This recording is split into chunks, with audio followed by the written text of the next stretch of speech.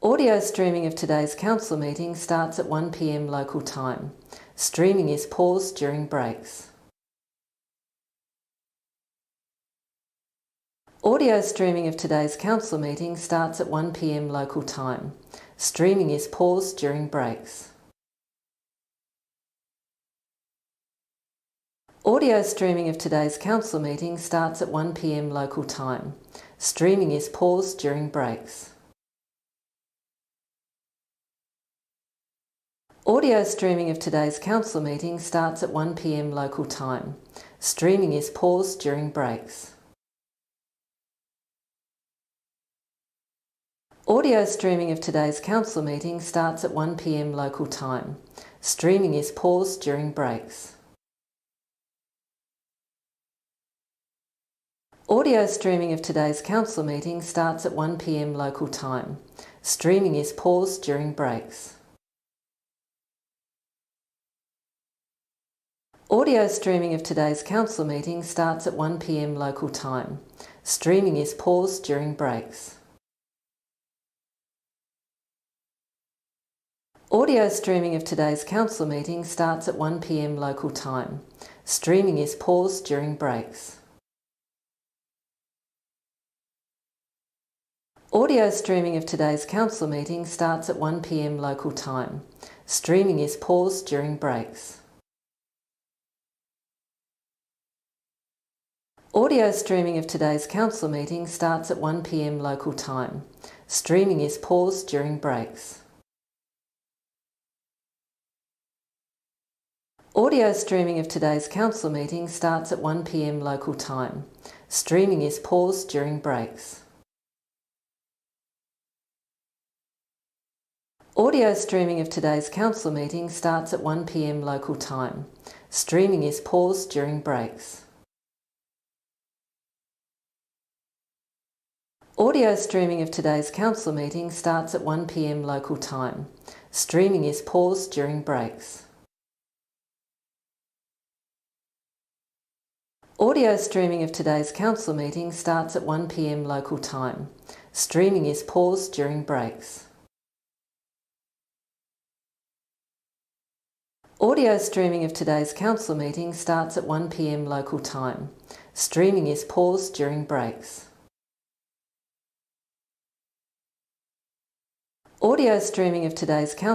starts at 1 p.m. local time. Streaming is paused during breaks. Audio streaming of today's council meeting starts at 1 p.m. local time. Streaming is paused during breaks. Audio streaming of today's council meeting starts at 1 p.m. local time. Streaming is paused during breaks.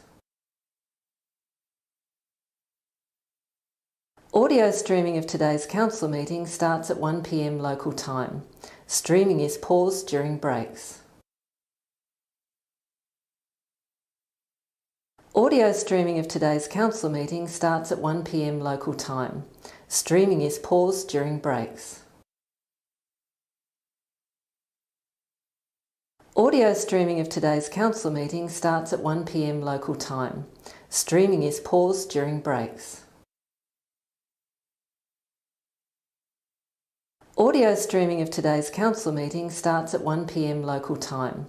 Streaming is paused during breaks. Audio streaming of today's council meeting starts at 1 p.m. local time. Streaming is paused during breaks. Audio streaming of today's council meeting starts at 1 p.m. local time. Streaming is paused during breaks. Audio streaming of today's council meeting starts at 1 p.m. local time. Streaming is paused during breaks. Audio streaming of today's council meeting starts at 1 p.m. local time. Streaming is paused during breaks. Audio streaming of today's council meeting starts at 1 p.m. local time. Streaming is paused during breaks. Audio streaming of today's council meeting starts at 1 p.m. local time. Streaming is paused during breaks. Audio streaming of today's council meeting starts at 1 p.m. local time. Streaming is paused during breaks.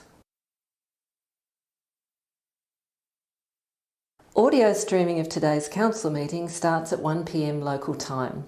Streaming is paused during breaks. Audio streaming of today's council meeting starts at 1 p.m. local time. Streaming is paused during breaks.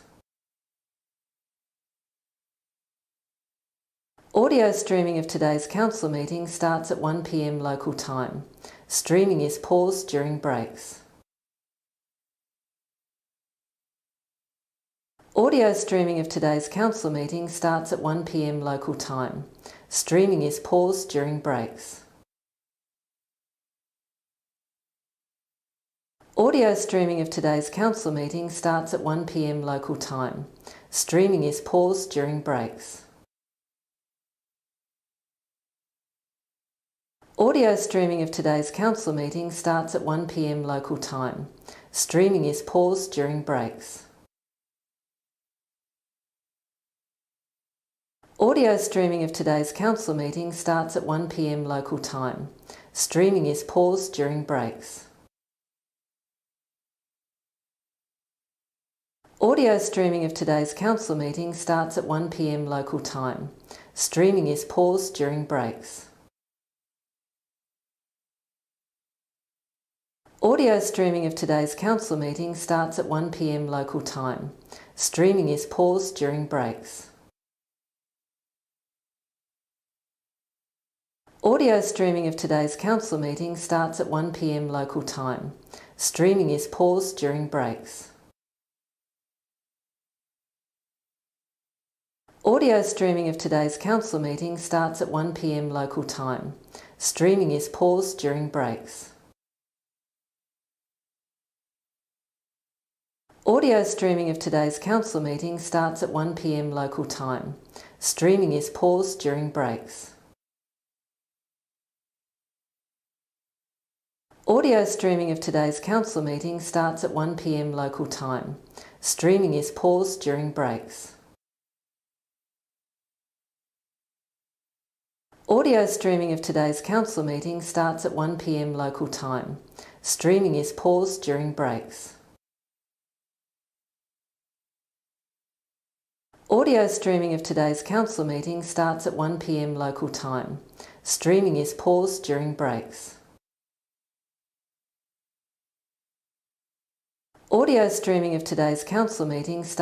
p.m. local time. Streaming is paused during breaks. Audio streaming of today's council meeting starts at 1 p.m. local time. Streaming is paused during breaks. Audio streaming of today's council meeting starts at 1 p.m. local time. Streaming is paused during breaks. Audio streaming of today's council meeting starts at 1 p.m. local time. Streaming is paused during breaks. Audio streaming of today's council meeting starts at 1 p.m. local time. Streaming is paused during breaks. Audio streaming of today's council meeting starts at 1 p.m. local time. Streaming is paused during breaks. Audio streaming of today's council meeting starts at 1 p.m. local time. Streaming is paused during breaks. Audio streaming of today's council meeting starts at 1 p.m. local time. Streaming is paused during breaks. Audio streaming of today's council meeting starts at 1 p.m. local time. Streaming is paused during breaks. Audio streaming of today's council meeting starts at 1 p.m. local time. Streaming is paused during breaks.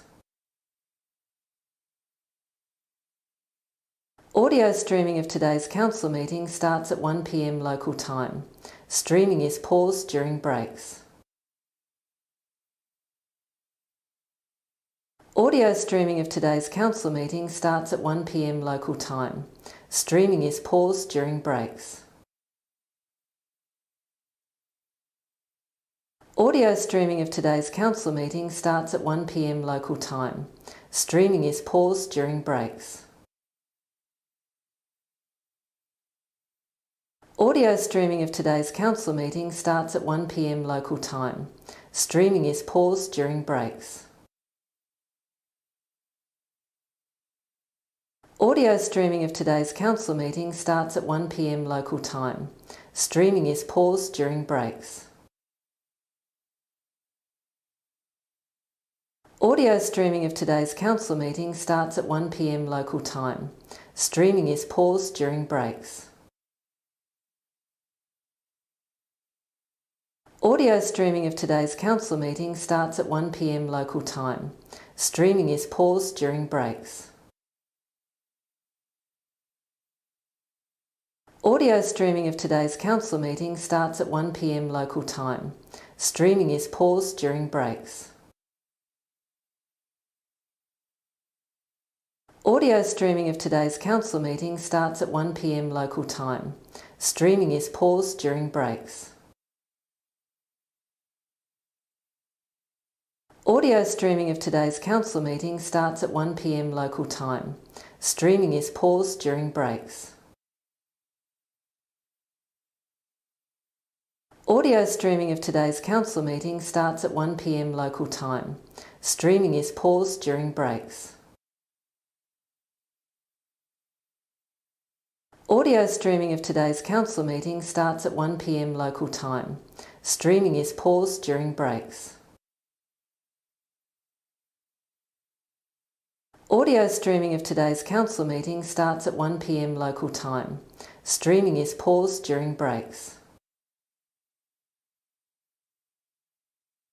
Audio streaming of today's council meeting starts at 1 p.m. local time. Streaming is paused during breaks. Audio streaming of today's council meeting starts at 1 p.m. local time. Streaming is paused during breaks. Audio streaming of today's council meeting starts at 1 p.m. local time.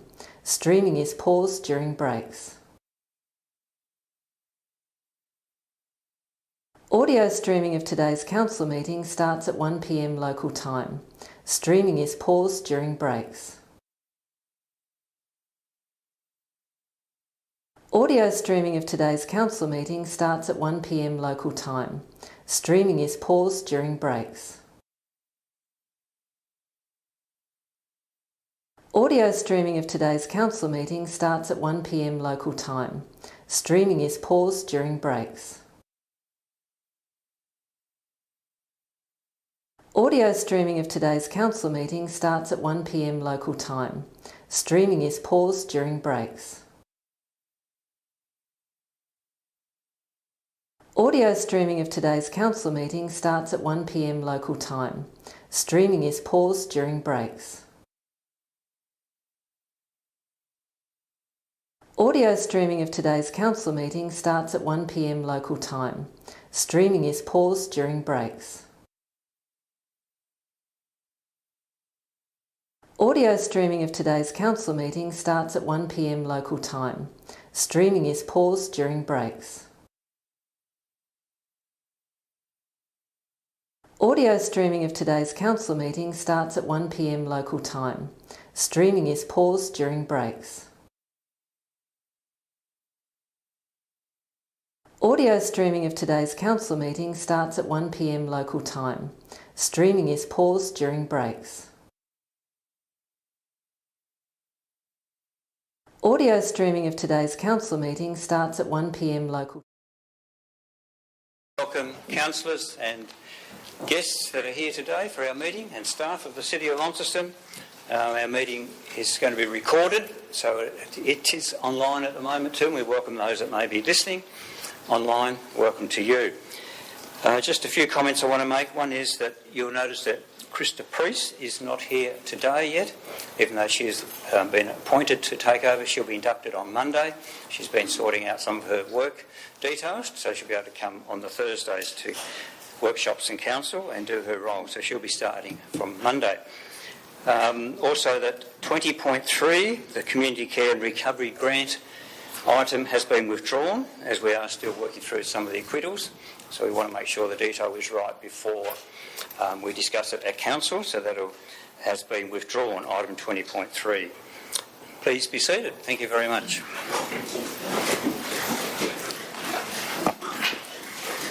Any declaration of interest? Councillor Soward. Item 20.1, thank you, Mr. Mayor. Thank you. Any other declaration of interest? No. Confirmation of minutes, and we do have a change for those confirmation of the minutes. Somebody happy to move, Councillor Deputy Mayor, with the change? Is the change up there or on the screen? Or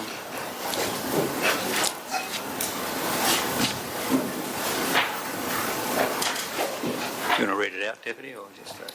Essentially, to summarise the change, it's just noting the addition of the word retrospective to the planning item 329 Georgetown Road. So in future years or months, when one is seeking out that agenda item, it is noted that it was retrospective. Thank you. Seconded by Councillor Soward. All those in favour, please raise your hand. That is all councillors present. That is carried. No deputations, no petitions. We do have a community report. Ms Deborah Lewis from the Council of the Aged. Welcome. And please come. There you are. Hello, how are you? Thank you very much for the invitation to join you briefly today. We really appreciate it. So I'm here to tell you just a little bit about our organisation and what our purpose is. And to help explain our purpose, I just wanted to read you a quote from one of our volunteers that I think really speaks to that. And Peter said to us, "I don't want to be valued or undervalued, respected or disrespected simply because of how old I am. I want to live in a society where how I am viewed is determined by not by my age, but how I live my life." And I think that's a really moving sentiment that says a lot about our purpose and what we try and work to achieve through our advocacy and programs that we run statewide. So on the face of it, it might not seem very ambitious, but there are so many things that work against us achieving that: stereotypes, long-standing inequities, existing systems that need change, and ageism in our community. So we listen to older people in our community and ensure that their rights are upheld. We challenge ageist stereotypes and ensure older people have access to the information that they need and have opportunities to participate in the community fully. So what does that look like in Launceston? We've been working in Launceston for a long time, and we opened our office here in 2019. And we've partnered with the City of Launceston on a wide range of projects over many years now, and we really, really value that collaboration and the support from the council and staff. So just this week, World Elder Abuse Awareness Day was celebrated in Launceston alongside Burnie and Hobart. And the Mayor and other councillors were present at that walk, and you very kindly hosted a great morning tea for us, so I thank you for that. In addition, in coming months we'll be running a consultation in Launceston that will inform the next iteration of the state government's active ageing plan, so that's an important piece of our work in the next 6 months. And we're represented on our board by a local representative, Carl Cooper, who some of you may know. We've been running an aged care navigation trial in Launceston for the last 2 years, and we've supported over 550 people with information and one-to-one support to help them navigate the aged care system. And we run a volunteer peer education program that provides information to older people on a whole range of topics very regularly. Bi-monthly, we run our meet and greet session in Launceston, and the next session's on the 2nd of July at the Red Dove Cafe, and you're very welcome to join. And just in conclusion, because I know time is short, 2 upcoming events I just wanted to share with you. We manage Seniors Week on behalf of the state government, and we currently have registrations open for the 2021 event that will run from the 11th to the 17th of October. And we're very keen to have as many Launceston organisations involved as we can. And we're very excited to be recently afforded some grant money to introduce an affordable strength and balance training program throughout the state. And we'll be running some training for fitness professionals in Launceston in coming weeks to work with businesses to roll that out. So that's just a bit of a taste of the work that CODA Tasmania does. I've left some resources with the council staff to share with you. Not overwhelming, I hope, but very happy to take any inquiries or involve council in any of our activities in the future. So thank you for the opportunity. I thank you very much, Deborah, and thanks for the work that you and COTA do in our community. It is appreciated, and really enjoy my part being involved, so it's been great, and thank you for the cooperation between our staff and your organisation. It's great when we can continue to work together for the better of our community, so appreciate it. Forward to it. And all the best to you. Thank you. Thank you. Thank you. So we now move on to public question time. There's questions on notice that are there with the answers. So we're going to public questions without notice.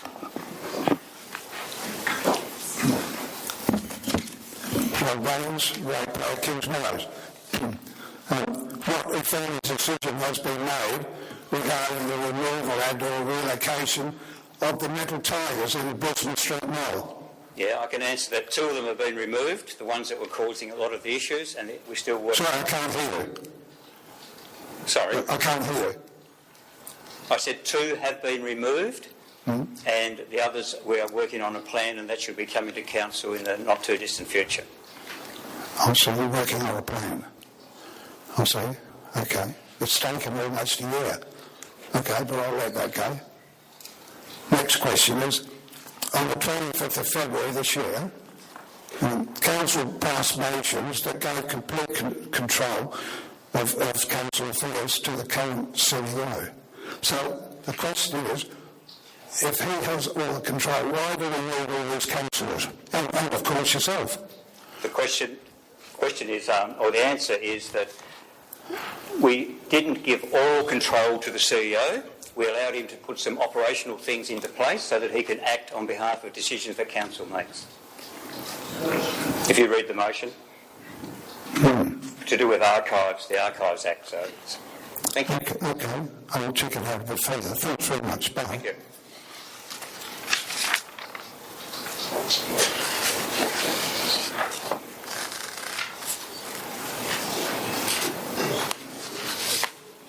Any other questions?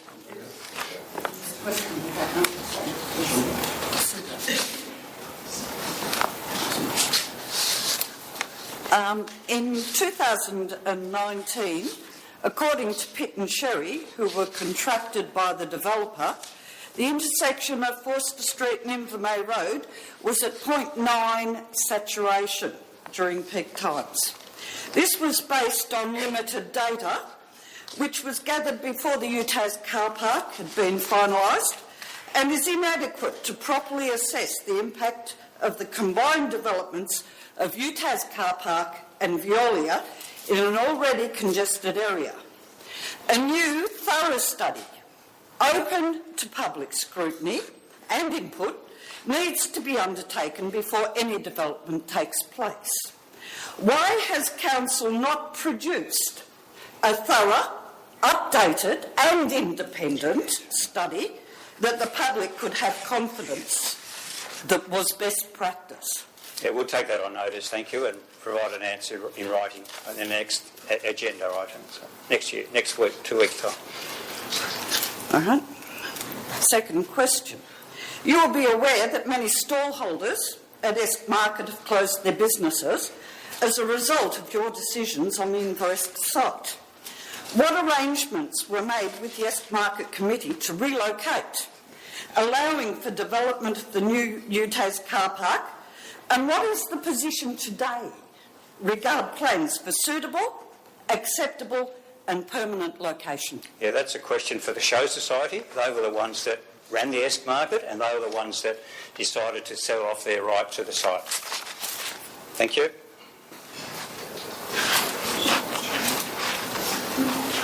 Any other questions? Good afternoon, here I am. This is two questions on behalf of Mr Lee Murrell of Mowbray. Given that the Council determined some time ago that any soil removed from the construction sites at both the University Inveresk and Willis Street locations should be covered in plastic sheeting, 1, is the Council able to accurately determine what soil is toxic and which is not? And why is it that some of the piles of earth are covered and some are not, given that it has all been set aside without safety fencing? We'll take that on notice, Right. thank you. Yeah. And the second one is sort of similar. Given that all of the soil stored within the fenced-off areas is there because it is in fact toxic, what reason can be given to justify the removal of some of this soil and its relocation to land? What reason can be given to justify the removal of some of this soil and its relocation to land with frontage to the North Esk River, which is owned by Joe Pintarich, and which will present a genuine contamination risk when the river next floods this land? Yeah, we'll take that on notice as well, thank you. Okay. And my own questions. Since your climate emergency declaration in 2019, you have carried out or approved the destruction of huge numbers of mature trees, at least 70 to 80 of them plus across Invermay and Inveresk alone, just to make way for cars and inappropriate land uses that defy logic, given the estuary and sea level rise, and that also go against all the international research on climate change and sustainability, livability, etc. Question: what is A, the Council's understanding of the relationship between trees, climate science, carbon capture and climate change? And B, how does the destruction of so many mature trees, irrespective of plantings of claims of replanting, because you're not actually replanting mature trees, how does that fit with your own climate emergency declaration and your reasoning behind your livability survey?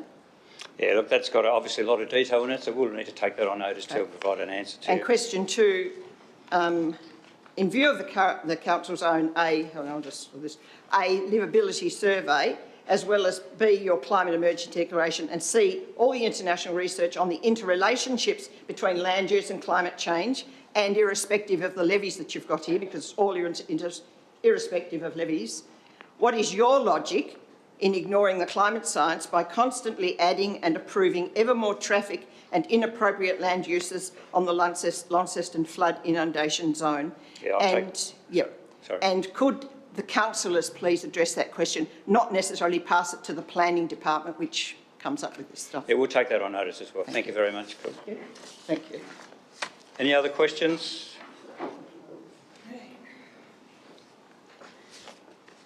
Good afternoon. I acknowledge the Tasmanian Aboriginal people who are the custodians and owners of this land where we meet, and I pay respects to elders past, present and future. Question 1.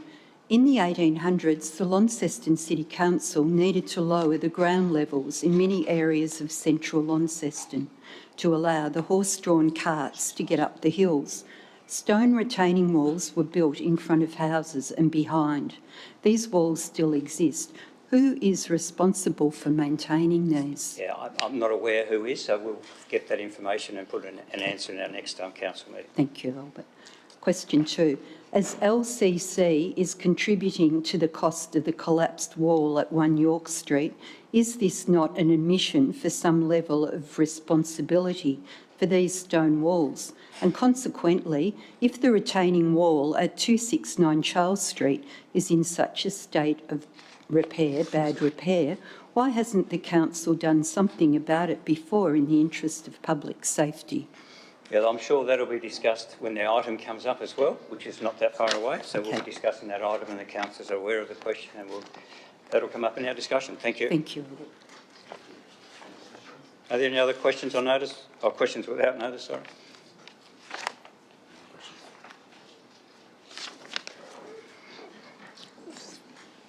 So thank you. We'll move on then. So under the provisions of the Land Use Planning and Approvals Act of 1993, Council acts as a planning authority in regard to the items included in Agenda Item 9, Planning Authority. So we have 9.1. We do have some speakers for 9.1. Just a reminder of the time limit for speakers, and there'll be a ding when it go off after the 2 minutes. So Bruce Jones first.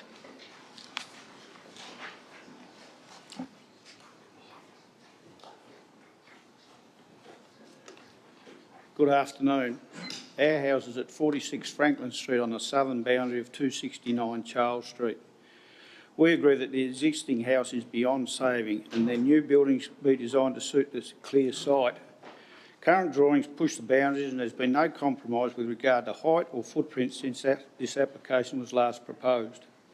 First item on your agenda regarding this is the discretion is setbacks. The front setback planning objective is 4 metres.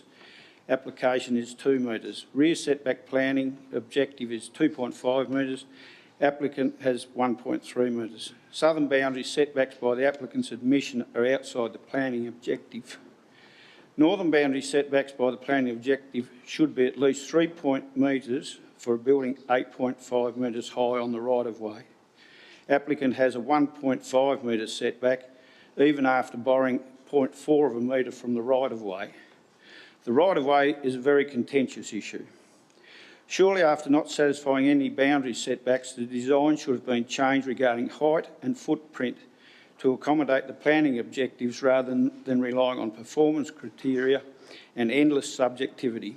If there was compromise on the design, rather than insisting on putting 2 dwellings on a 535 metre square block, the applicant would be able to satisfy the site facility objectives regarding visitor car parking and turning on the right-of-way. Thank you. Thank you. Next we have Nancy here, sir.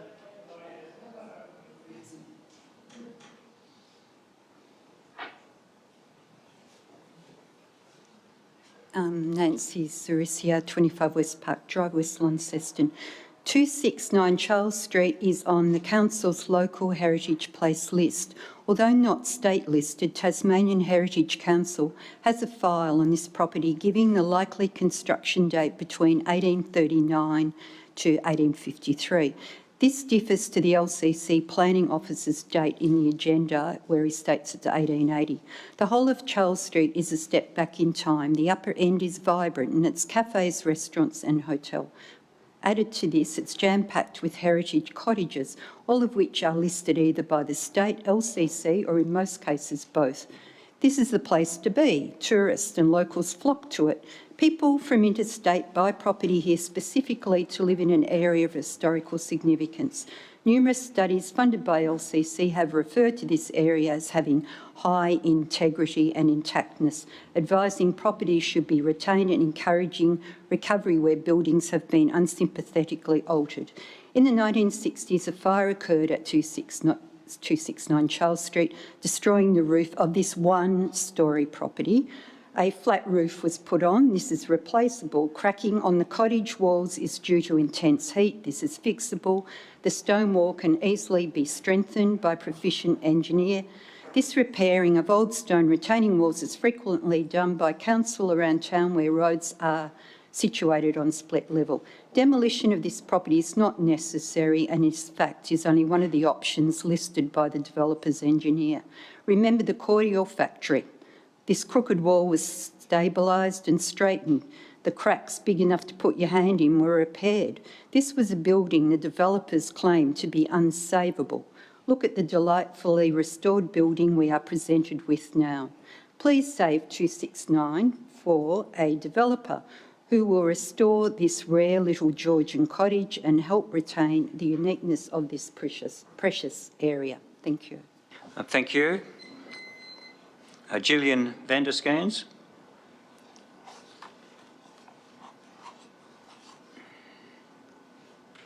Hello, my name is Gillian van der Scans from 12 Salisbury Crescent. I'm the designer of the proposal. This has been an exciting project in a mixed use in a city area that contains both heritage buildings and award-winning contemporary buildings.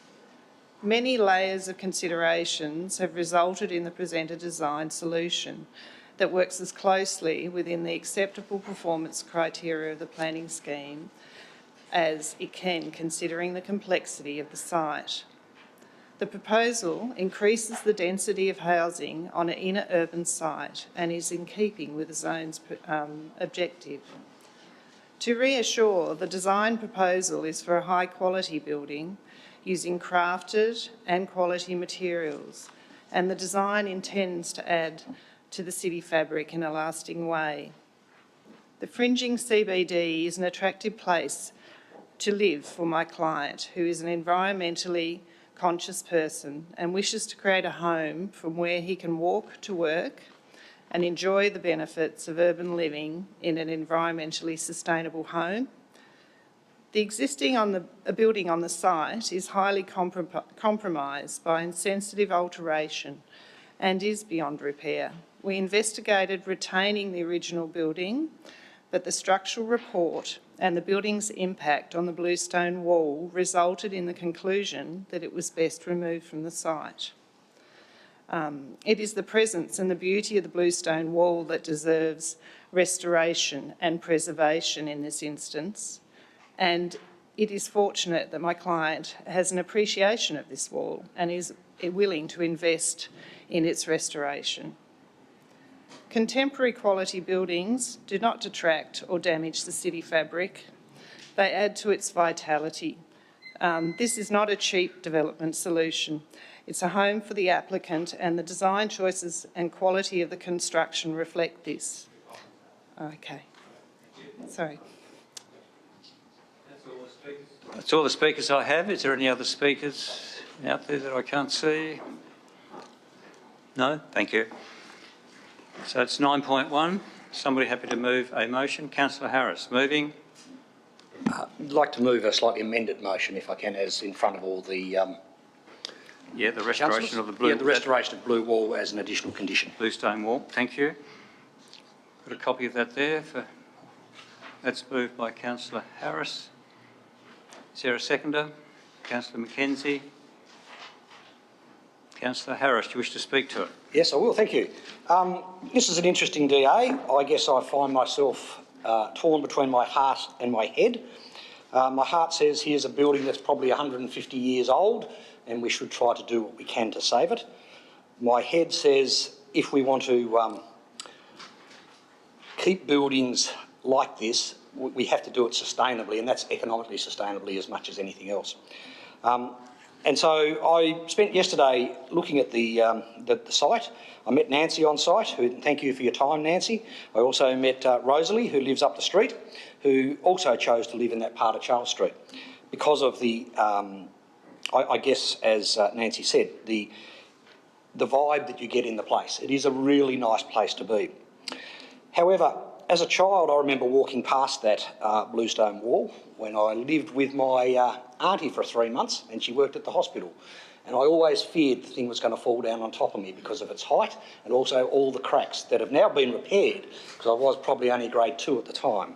So I've had a long, relationship with that wall, but I, like many others, love it. And in fact, it is the wall that I feel is worth retaining, and what's left of the original Georgian cottage, without a roof, effectively, now has a flat roof, is probably less so.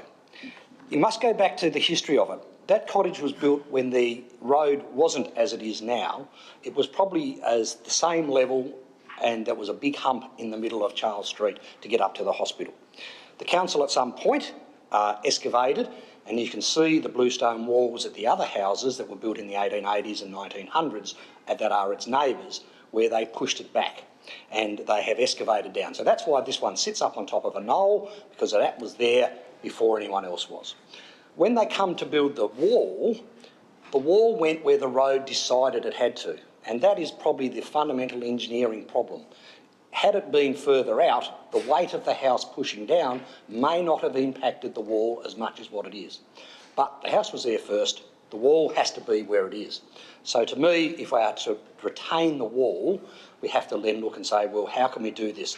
And as the engineer's report has said, the easiest way to retain the wall is to pull it down, pull the house down, rebuild the wall, and then rebuild a new house on top of it. So really that is quite simple for me in my head as to how I think this will go. And that's what I'm advocating.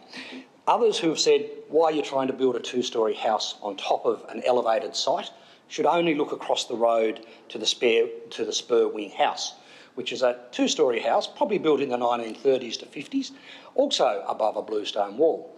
If you haven't noticed it, it's probably because of trees and things in front of it that block your view. But it, in fact, will be higher than what this proposed development actually will be. So I think if you look up and down the street, there are Victorian-style terraces at 263 and 265. There's Edwardian-style, Federation-style. There's a little 1840s wooden cottage that is currently being renovated. There's even Art Deco across at the Aromas Cafe. Down on the corner opposite the Sporties Hotel is a lovely 1960s brick building that I don't think will win any architectural awards, but all of it seems to just meld in together to what makes that particular part of Charles Street an active place. So I think a good architecturally designed building will add in the long term to this particular precinct, because in 50 years' time someone will come back and say, yep, that really suited that site and has fitted into the other infrastructure, as you could sit and turn around and say about the Spur Wing House today. I'll leave it for that. I'll be interested to hear other councillors' thoughts on this, and we'll see how we go. Thank you. Yep, thank you. Councillor McKenzie. Thanks, Mayor. And as Councillor Harris has outlined, Charles Street is a tapestry of many different makes of houses, and like him, that bluestone wall's been a pretty special part of my life. I live not very far from the building and walk down through that area most days. Again, I'm always interested in the heritage. I chair the Heritage Advisory Committee in the council, so therefore whenever something comes up that has a heritage connotation to it, I look very closely at it. I also note that our Heritage Advisor has given advice in relation to the matter, and I'll read her comments in relation to the building. In relation to the age of the building, I think there was a challenge saying that it might have been 1835, and that may be the case, and that's not necessarily conflicting because it says in the mid-1800s that the building was built. But her considered opinion is that the remaining building on the site do not meet the HERCON assessment criteria for cultural heritage significance at the local or state level, and it is the stone retaining wall on the front boundary that provides the greatest contribution to the heritage character of the streetscape, which the original Charles Street precinct listing was intended to protect. She also says her advice was largely around the loss of integrity and character and lack of street presence of the building and the ultimate risks related to the failure of the retaining wall. So she makes those comments in her reference to us in relation to why she supports the demolition of the property and therefore the allowance for this development to go forward. So I take on board those comments. Again, the heritage wall, and I appreciate that this is a single-storey building, even though it looks two-storey because there's an amount of dirt that it sits on top of, and that a two-storey building on top of that will be more imposing than what currently sits on the site. Having said that, and I take heart in the comments made by the designer in that the owner actually explored the ability to actually retain the existing structure in place, but found that the structural integrity of the building was in a place where they didn't feel comfortable in developing that further. So have gone to their new ecologically, environmentally well-designed home that are in the plans that we see before us today.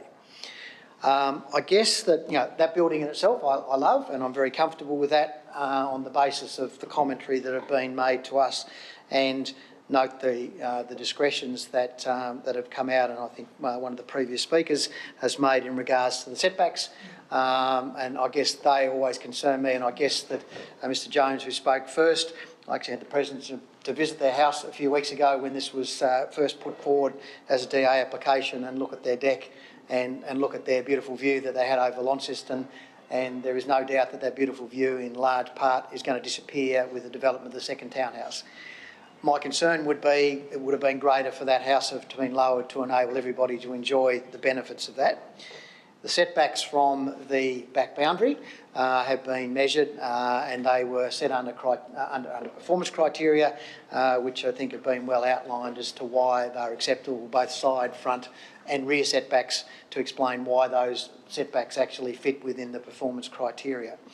Unfortunately, we don't have a purview over our view. We don't actually control our views anywhere, so wherever we buy or build, we need to have a view on what's beside us and what might actually ultimately take place of those situations. So unfortunately, in relation to the Joneses, who I feel most sorry for because it's a beautiful balcony they've got out the back, that they're going to lose a significant part of their view. But the setbacks in relation to overshadowing and things like that, I think, have been ably demonstrated in the report given by the officer. So I commend the work that's been done in relation to it, because it's not a difficult, it's not an easy assessment to make in these things where you're on a hill and there's sort of all sorts of different shapes and sizes that you've actually got to construct the house into. But in this case, I think that the application has been appropriately determined and I'll be supporting it today. Thank you. Councillor Dawkins. Thank you, Mayor. I largely agree with the words that have come before me. I think we can all agree that there's a significant heritage interest in this property, but for me also it's the bluestone wall. I believe that's unique. I think it's so important in that part of the street that people recognise that they mark their lives against it. So to make sure that's safe and it can continue for many years to come, I think is of imperative importance. But also I'd just like to comment that we don't get to reject a DA based on subjectivity until we find one that we like. That's simply not how the planning scheme works. We've got a proposal before us, we have a developer before us. We have plans that have been signed off by our heritage officer, which I think is incredibly important here. And we have a planning department who have run all of the lenses over it that they need to, and they are in favour of this development. So I agree that the setbacks for the neighbour on that top side, it's going to be heartbreaking for them, there's no doubt about it. They are going to lose some of their open space, the way they live in that house is going to be changed, but I truly hope that they can find a way to be able to still enjoy it into the future once this development has gone ahead, and I will be supporting it today. Thank you. Any other speakers? Councillor Spencer. Thanks, Mayor. Yeah, looked at that this morning. That wall is a large feature on Charles Street. It will be a massive job to pull that down and repair all the footings. Massive job. It was, when we looked at it, all the old rocks, 150 years old, are going to be used as much as possible, which is great. I will be supporting this. One problem I've got is the people are losing their view, but we can't do anything about a view in Launceston. It's a pity. This view means a lot to a house. It takes value off them when they lose the view. But in this case, because we can't do anything about it, I will be supporting it. Thank you. Thank you. Any other speakers? Councillor Walk, question? Councillor? Yes, thank you, Mayor. Just like to ask our planning officers or the heritage officer if they're here, and I don't believe they are, under what listings is the property currently situated, and what protections those various listings afford the property? Thank you. General Manager, or who's going to answer that? No, go ahead. Yep. Thank you. Duncan. Thank you very much. The property itself is listed under the local heritage list incorporated in our planning scheme, and its protection as such is afforded by the provisions of the scheme in the heritage code, and that's the code that was addressed by a heritage officer in her report. Thank you. Any other speakers or questions? Another question, thank you, Mayor. Councillor Walker. There seems to have been some discrepancy over the date of the building in question, everything from the 1880s through to the middle of the 1800s.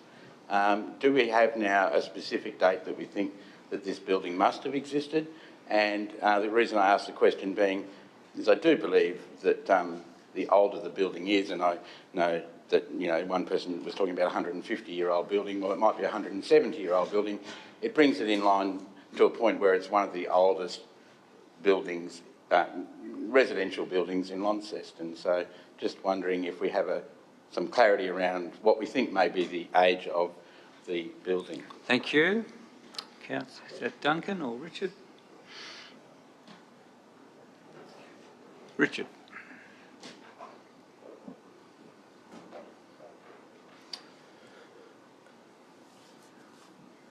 There has been some different commentary around the date of the building. The 1880 date used by the assessing planner in his report came off the government list website.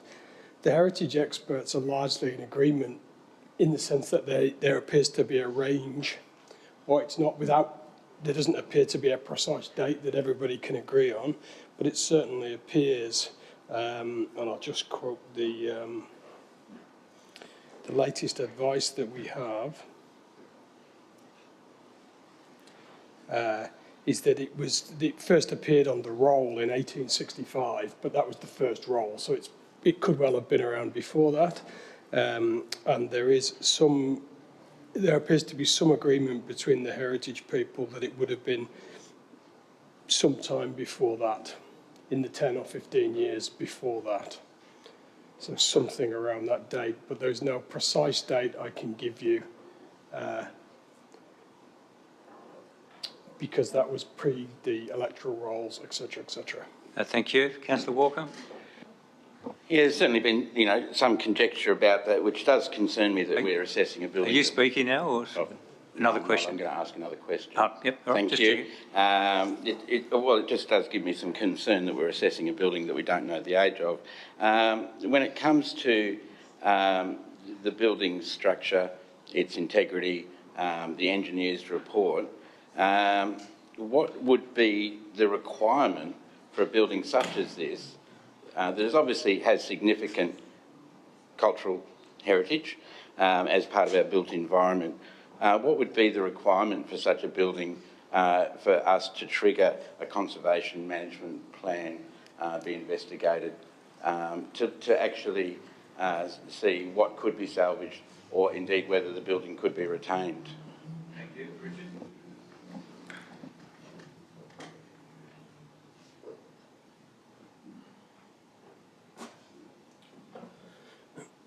Ultimately, the planning department takes the advice of our heritage officer, and that's based on a number of factors, and the heritage officer assesses those factors and makes essentially a judgment call on what level of information is required over and above what's come in with the application. If the heritage officer, or if we believe that the information is satisfactory to make a decision, then that's to make a recommendation, then that's what we do.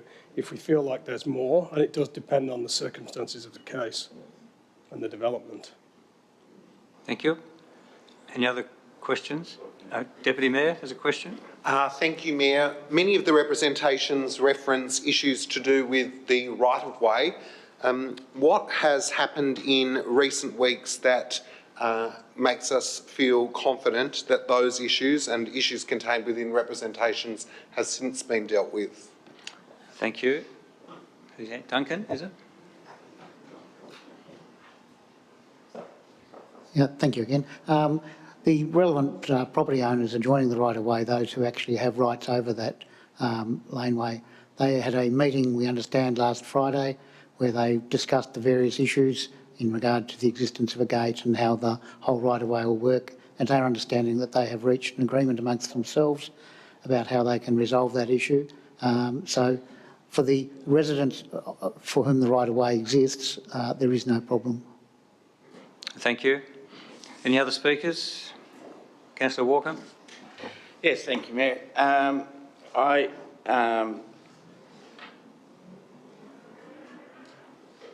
have great difficulty supporting a demolition order on a building that we're still not sure of the age of. I understand that someone has bought this property maybe with the intention of knocking it down and building a newer building, maybe not. But nonetheless, they bought a property that is of high heritage significance, regardless of what their intentions were. That has to be noted and has to be acknowledged by this council. As a council, we take pride in Launceston's built heritage. Here's an opportunity with a building that we can reasonably say is at least 170 years old, to make some efforts towards preserving that, and yet it would appear that it's a fait accompli that that building will disappear from the landscape, to be replaced by a contemporary building, no matter how well it's built. That has nothing to do with the fact that we are losing, potentially losing a significant heritage building in a significant heritage precinct. A new building won't complement that precinct. It will be something that jars in that precinct. There's no doubt about that. Of course, there are other buildings in that area. That's no reason to be building more contemporary buildings when we have a building that already exists there. Now we come to an engineer's report that part of this assessment has been based on, provided by the proponent. It's not a report that was looking necessarily at ways to preserve the building. It was looking at ways to justify the removal of that building, and it certainly can find them. Of course, we had a similar situation, as someone mentioned, with the old supply mill store down in Canal Street at the back of the C.H. Smith. For months, for years, we were told that this building is beyond repair. It cannot be repaired and it needs to go. That was the justification that was used. That's what certain engineers' reports said to us. But surprise, surprise, the building still stands. The building has been repaired. The building's being used. It too was missing most of its roof. It was missing, parts of its original form. They've been replaced and repaired. So I have no doubt, even though I have not seen inside this building for a very long time in Charles Street, I have no doubt that efforts could be made to retain, if not all of the original heritage of that building, at least a part of it. But I see no effort that's being made on that part. And that worries me, that here we are with a chance to preserve a significant building in our cultural built heritage, and there seems no will to explore any other possibility, whether it is having an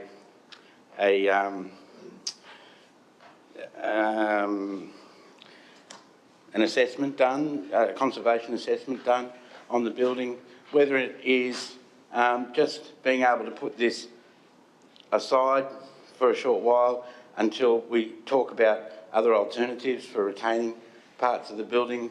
That's not on the agenda today. And that is, not just disappointing to me, but obviously a lot of other people who do appreciate our built heritage. Obviously, I won't be supporting this motion today. I would like to think that the proponent, after hearing some of the representations, might reconsider removing this building. But obviously they'll be under no obligation to.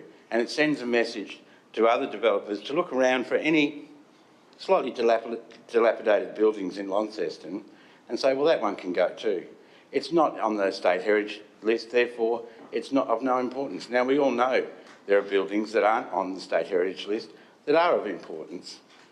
And here is our opportunity to say, let's go back to the drawing board with this. Let's work with the developers. Let's find a way to preserve a part of this heritage for future, to help maintain the precinct, the streetscape, and send a message that we can have both. We can have developments, we can have townhouses, but I'm sure most people have seen examples where it has been done, where you can marry existing heritage with modern development and have a successful result. So I'd implore my fellow councillors to not support this development application today, and for the council... Your time is up. Do you want an extension? Will that someone move an extension? Deputy Mayor and Councillor Sauer, moved and seconded. All those in favour? That's carried. You now have an extension. Thank you, Mayor. For council to work fastidiously to finding that type of solution that preserves our heritage precincts. I think this is one that is a future precinct in our heritage plans, and yet by the time we get to it, this cottage won't be there. And to also satisfy the developer's need to modernise, to build, to make a larger dwelling, to make a more contemporary dwelling.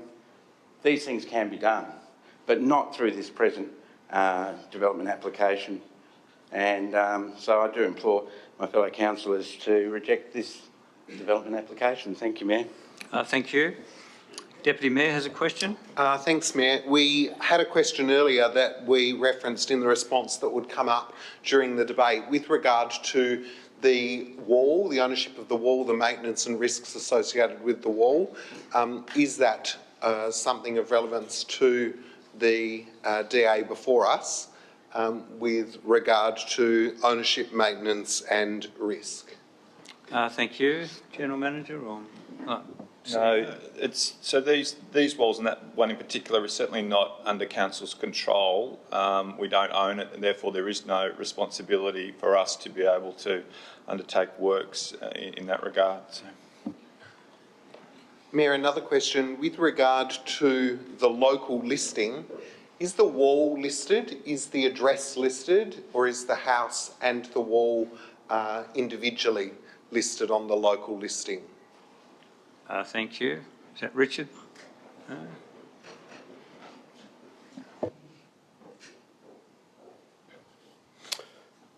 In this case, I believe it's the whole site. Thank you.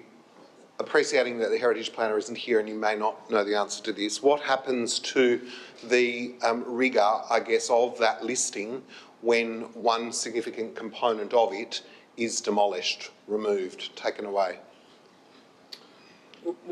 The listings can be modified to include or exclude certain things, and that's not unusual.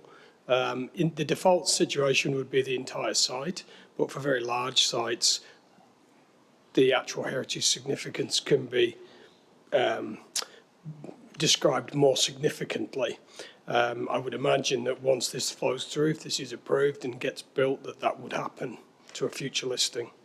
So that was my next question, Mayor. In terms of the listing, if indeed a vote is carried today that sees the demolition of the structure that's there, note in condition 15 to protect the wall and the restoration of the same, what will be the status of the listing at the moment that the vote is carried, 14 days after, but most importantly, between the period of demolition and reassessment of the site and the listing without or with, either without any structure and importantly with a new structure? The site remains listed until it's not listed anymore or the listing's varied. So in principle, whilst there may well be a discrepancy between the descriptions for an interim period until the listing catches up, the site would remain listed until such time as the listing is in place. The decision today won't alter the fact that the site is listed in any way. Thank you. Thank you. Any other speakers? Councillor Harris, wish to close? Question first, thank you. Just a question that occurred to me is the difference between the Launceston heritage listing and the, I think you call it a local heritage listing, and the state heritage listing. What's the difference between the two, and perhaps even examples of what a property might be that was state listed as compared to something that might appear on a local listing? Richard.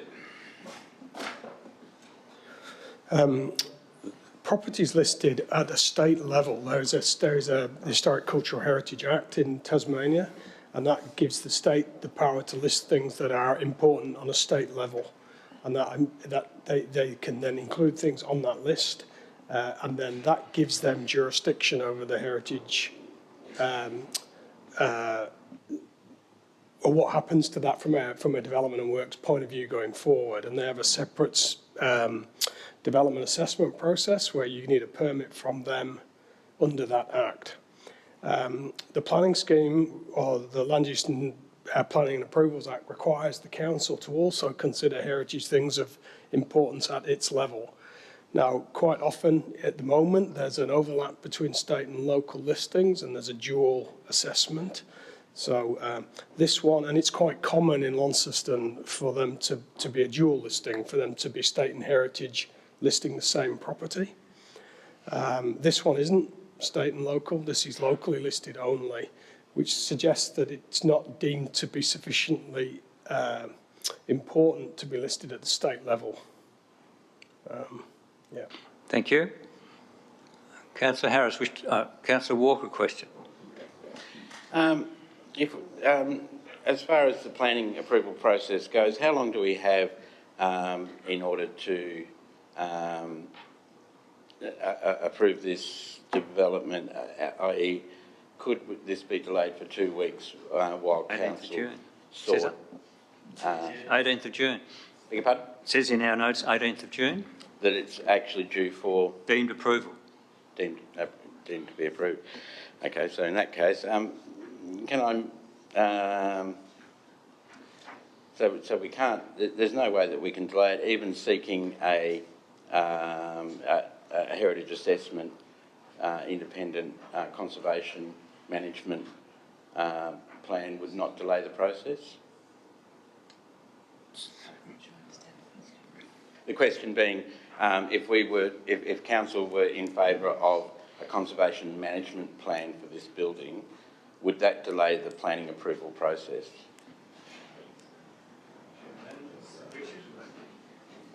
Richard. If council were to seek to engage a heritage consultant, undertake the work, and then report that back to council, it would clearly delay the decision making. It could be months. By the time you've engaged someone, they've done the work, written it up, reported it back to council, and we got it on another agenda, I would imagine it would be months. So yes, it would delay decision making. Just to follow up that, though, without consent of the applicant to extend the time for the council to make consideration, we would be opening ourselves up to a deemed approval and then subsequent costs for any associated actions. So again, it's not a decision that's available to council with the current set of circumstances that we have. Thank you. Thank you. So in which case then we could not amend the motion to require a conservation management plan be done before building works commence. Richard. The application is to permit demolition of the building. Seeking a conservation management plan would serve no purpose if it was approved for demolition. So the question here is, does council want to permit the development or not? And if it doesn't want to permit it, it should refuse the development rather than seek additional information, which is not an option at this point. Yeah, thanks for that. Councillor Harris, you wish to close? Yes, thank you, Mayor, and thank you to my fellow councillors for your comments and questions. They've been, I guess it shows the passion that each of us has for our city. As Mr Jamieson said, this development application is for us to say yes or no on. Either we approve it or we don't. It is the only application we have before us. We can't put a different spin on it. We can't tell the operator we'll approve it if you do this. The application is as it is. So it is in fact for us to approve or not approve here today. Everyone that has, well, most of those that have spoken have talked about the wall as being the significant part of the, I guess, streetscape that they feel is most worthy of retention, and in fact that's why we've added the condition for the bluestone wall that the repairs and restoration works to the existing bluestone wall must reuse as much as the existing stone as practical and may result in the walls visually compatible with the existing walls to the satisfaction of the manager city development. So I think for most people in Launceston, this will say the walls will be rebuilt. They will look mostly like they do now. They will be built out of the heritage stone, and I think that is to be commended because it will retain that feel at that part of Charles Street. However, we will be approving a new building sitting on top.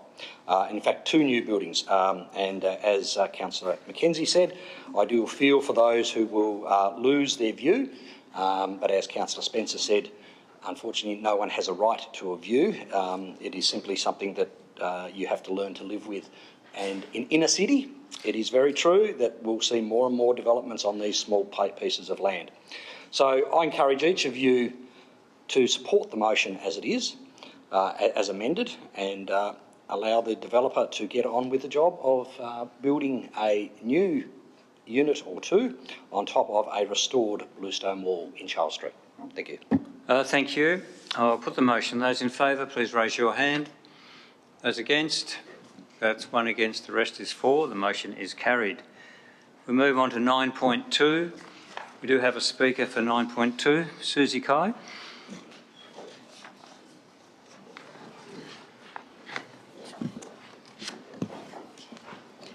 Mayor, councillors, thank you again for the opportunity to address you. It's important for a family like ours, particularly with young children growing up, to have a private outdoor space where we can relax, play and enjoy the fresh air. This is why the requirement for private open space was written into the residential provision of the city's planning scheme. Living on a small property that also accommodates our business provides limited opportunities to develop private open space, which is why we have proposed our restaurant's car park for this purpose. Granting this permit will formalise a use for this space that's been taking place informally for years without any impact on the amenity of surrounding properties. This is the only reason for our application. It's not, as some have suggested, to make it more difficult for the proposed Gorge Hotel to proceed. Regardless of whether you accept this or not, as a planning authority, you need to put aside your feelings about the proposed hotel. Neither planning law nor the planning scheme allows you to consider how our application might impact a hypothetical future application on another title. Our application must be considered on its own merit, and the report written by Council planning staff clearly shows that our application has merit. Concerns have been raised by representatives about the parking demand generated by our business, and this has been addressed by a condition that continues to provide 5 parking spaces while the restaurant is open for diners. We now rarely have dine-in customers, and our takeaway customers visit briefly to pick up their orders and generate very little demand for parking. The little demand they do generate is easily met by an abundance of on and off-street parking options in the area, and there are far more such options than the representatives would have you believe. I would like to thank the council planning staff for an excellent report which comprehensively addresses all the relevant standards in the planning scheme. I urge the councillors to support the planning officer's very well-reasoned recommendation. Thank you. Thank you. So 9.2, moved Councillor Mackenzie, seconded Councillor Soward.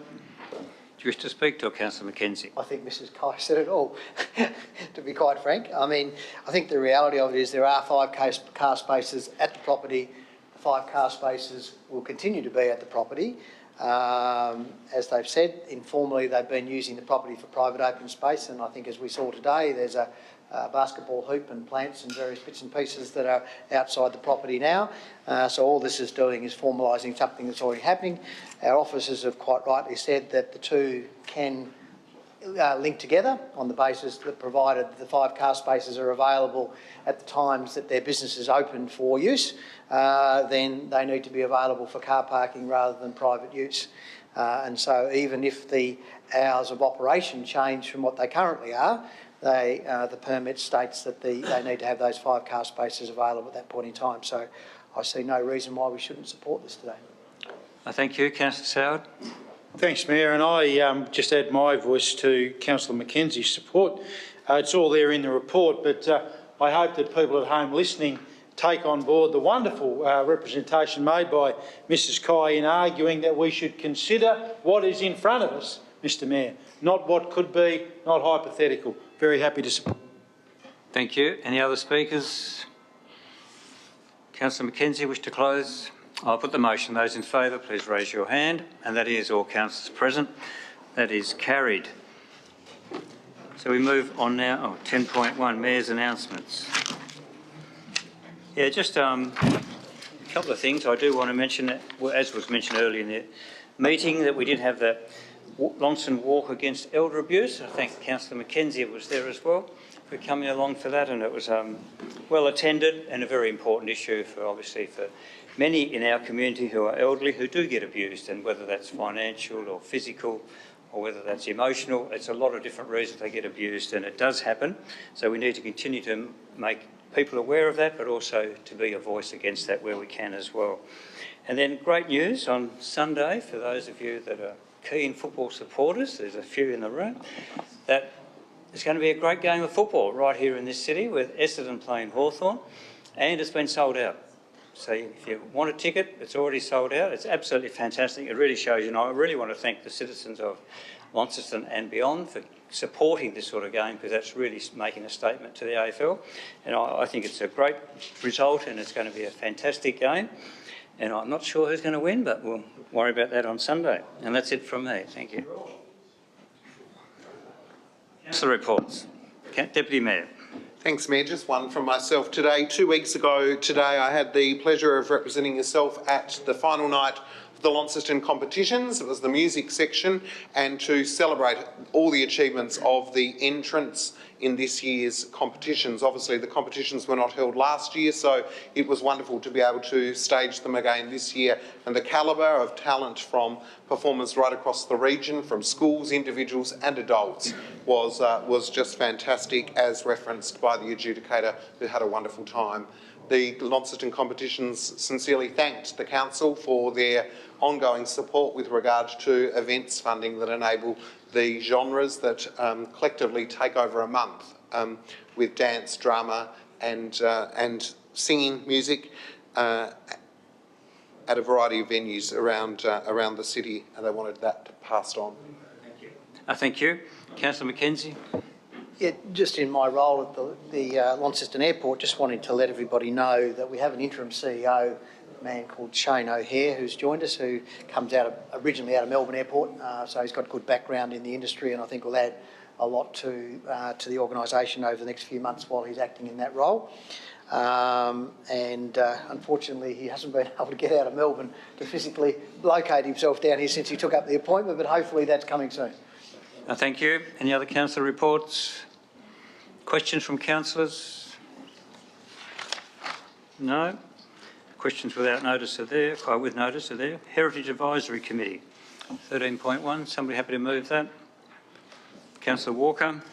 Seconded. Councillor Mackenzie. Do you wish to speak to Councillor Walker? Just briefly, I know that councillors have been updated on the Albert Hall renewal project, but so too was the Heritage Advisory Committee recently at their last meeting, and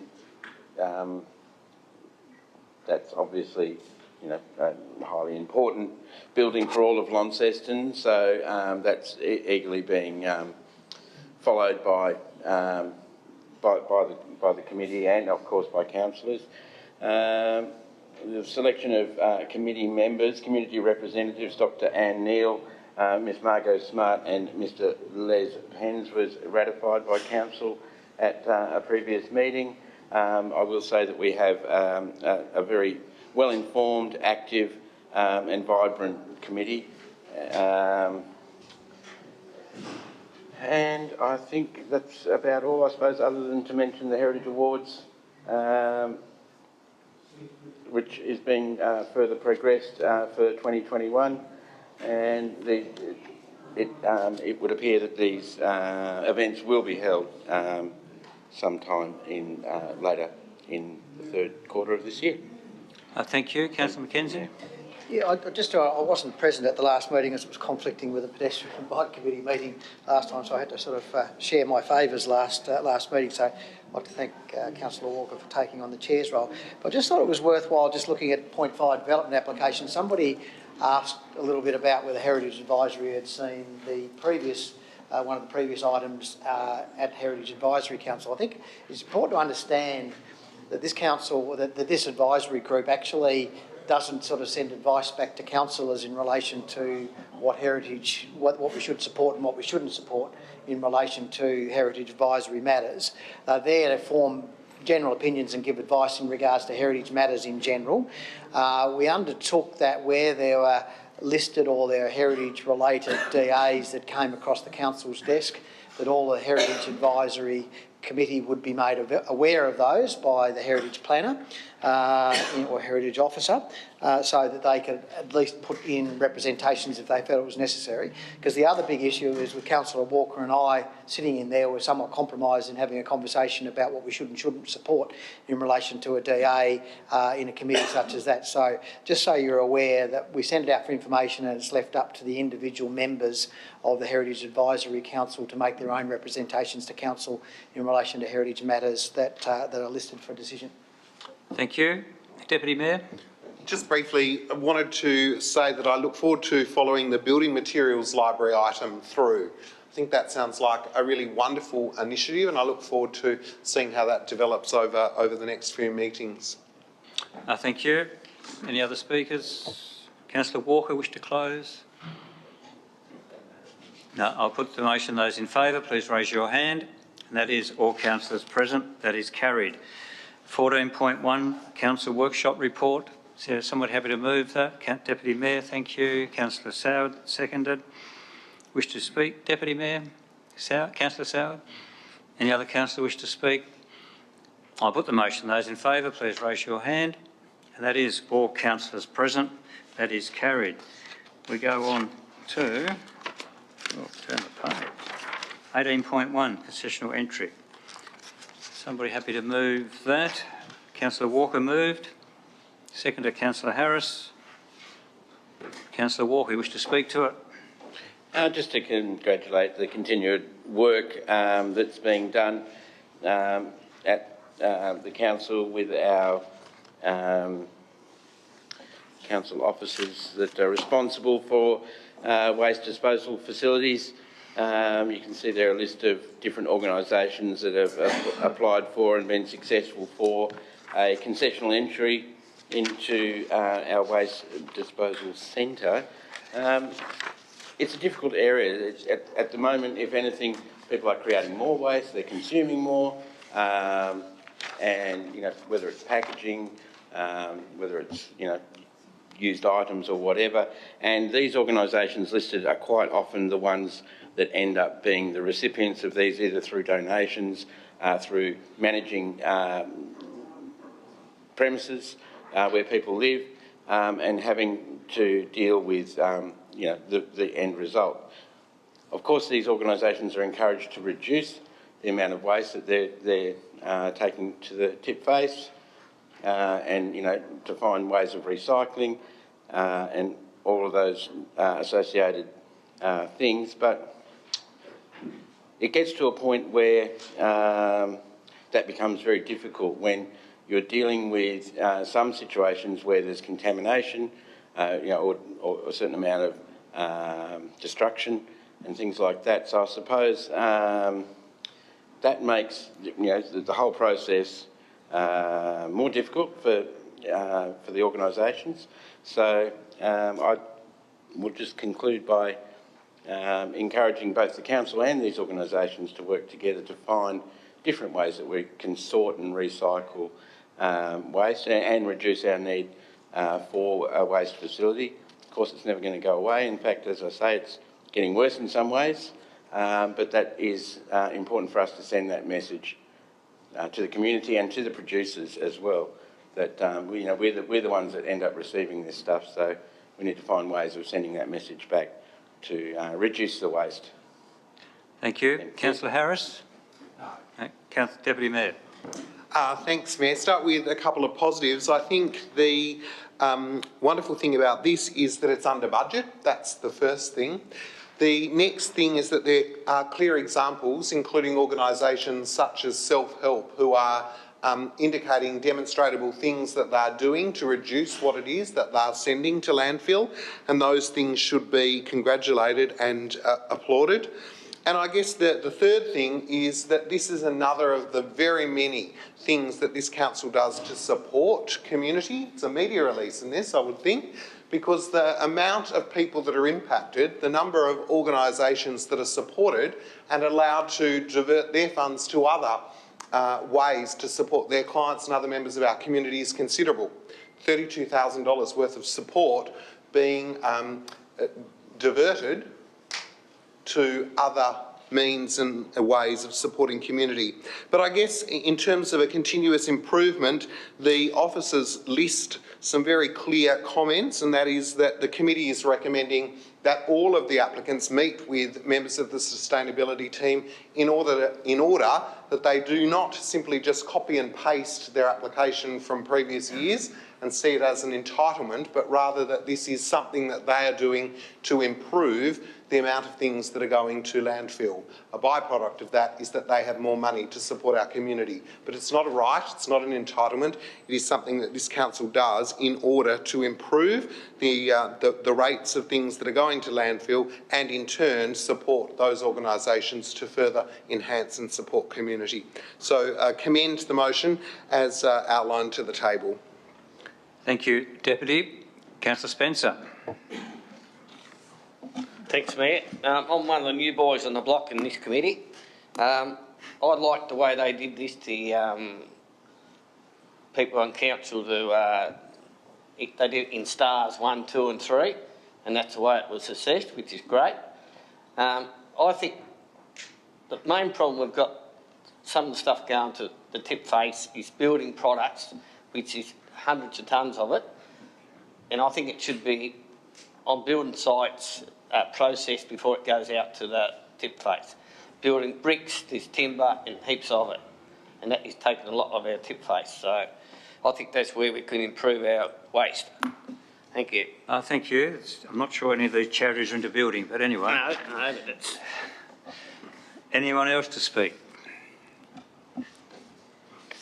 Councillor Walker, you wish to close?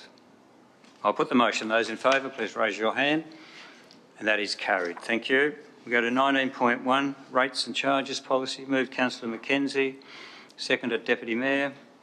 Councillor McKenzie, wish to speak to it? This is just a function the council has to regularly review its rates and emissions policy.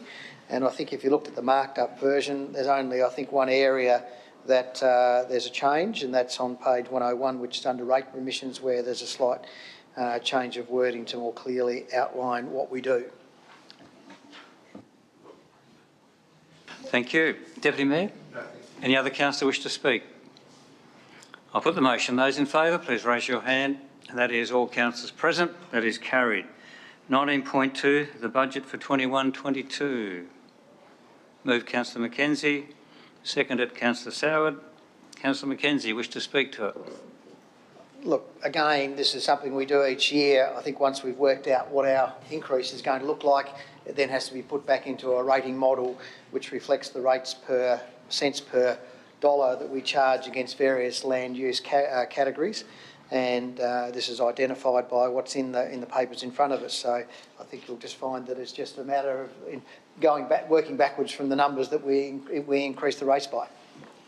Thank you. Councillor Soward? Any other councillor wish to speak? Councillor Spencer? Just the one on the electricity, 19.4, I don't know if we're up that far. The budget's more for electricity and gas. Just wondering why that's happening when we're putting solar on everywhere. Oh, right, no, that's 19.4, yeah.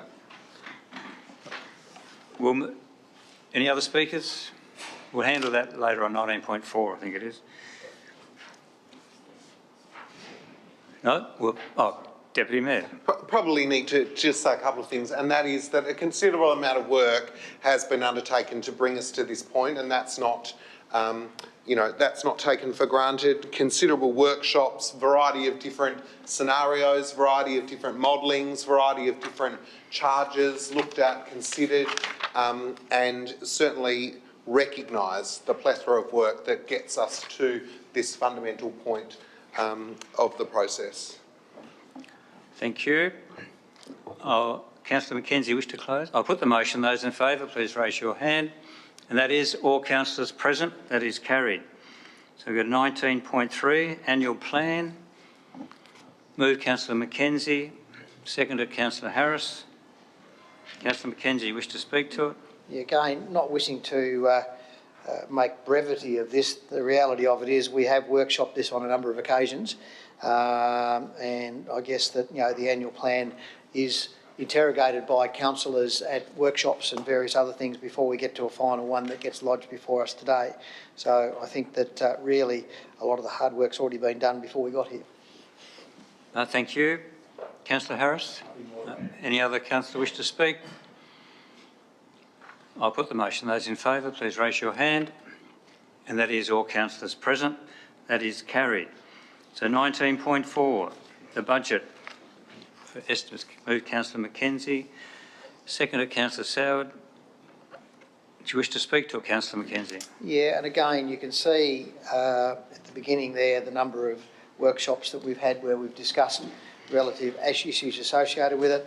The budget's been sent out to the public for them to view and make comment on, of which we had 2 comments on, I think, which were dealt with at the last meeting. And we've arrived at a situation where we now need to formally sign off on the budget that's there. We're a very big business that turns over $115, $120 million a year. There are lots of expenses, and I guess you can go through there. Very difficult looking at it just from the individual line item to say what's gone in and what's gone out. And Councillor Spencer talked about the gas and electricity, and that's, I think, further detail down below where we've actually saved ourselves money in gas because we've now converted the swimming pool with the solar panels and things like that we put on top of the swimming pool, which has reduced our gas costs, increased our electricity costs somewhat, but not significantly, and over time the payback's quite short period of time. So yeah, we've been through, I think, and discussed a lot of the numbers over a lot of meetings where we've interrogated and satisfied ourselves. And the difficulty with this year is when you're comparing it with 21, where we went through the COVID situation, is looking at a set of numbers and saying, oh, why isn't that the same or roughly the same as the one the year before? Is COVID has had impacts, some better and some worse, in relation to the expenditure we've got. So that's why there are some anomalies in there. I think the officers have done a great job where they can to give us notes about why some of those variances have occurred.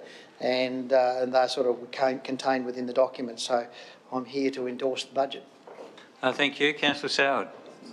Yeah, thanks, Mr Mayor. And as I usually say when we deal with this, straight away, for anyone who wonders what sort of work goes into this document, when you look at previous council consideration, here we are in June 2021 dealing with the statutory estimates for the year going forward, but we notice that work has already been undertaken back in October last year.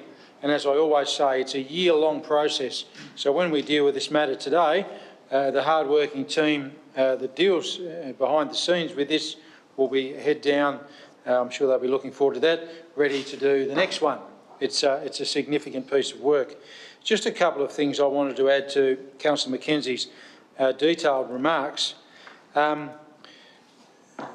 It's very easy for people to sit around when this hits the wonderful headlines in the news tomorrow that we've dealt with it and this is going to happen and these are going to be your rate increases and all the rest of it, without understanding where those costs go. And because of the time of year it is, end of financial year, there was some significant commentary on radio this week, not just about councils but about all sorts of things, and some things that need to be highlighted, Mr Mayor, that apply to us. For us as a council, when we do business, our costs, the things that we have to pay for, are always increasing. If we just said, OK, no, we're not going to put rates up, we're going to freeze everything, the costs and things that we pay, not just wages but other things, wages we know are growing very slowly, but other things are an increased cost to us, and we need to take that into account. The Deputy, in the previous, a couple of items ago, highlighted very, very clearly what this council does in the space of some remissions for some charities. We know, as we look across the city, Mr Mayor, there are some wonderful things, wonderful initiatives that this council support in all range of cultural and cultural activities, the physical activity spaces that this budget supports, the capital works undertaking. So when I stand up to speak to the annual budget, one of the things I always look at is, is there something in it for everyone? And there always is, because as Councillor Mackenzie said, this is a significant piece of work. It's not just done in the last couple of weeks, it's almost a year's worth of work before we present it around the table today. So, yep, we're a nice easy target for people who want to say my rates have gone up X percent, I'm going to pay $30 more a year or whatever. The world will come to an end, but they're the same people who use the wonderful parks, who go to our wonderful theatre, who partake in all of the wonderful sport that happens out at Churchill Park, for instance. Use our amazing parks and facilities and walking tracks.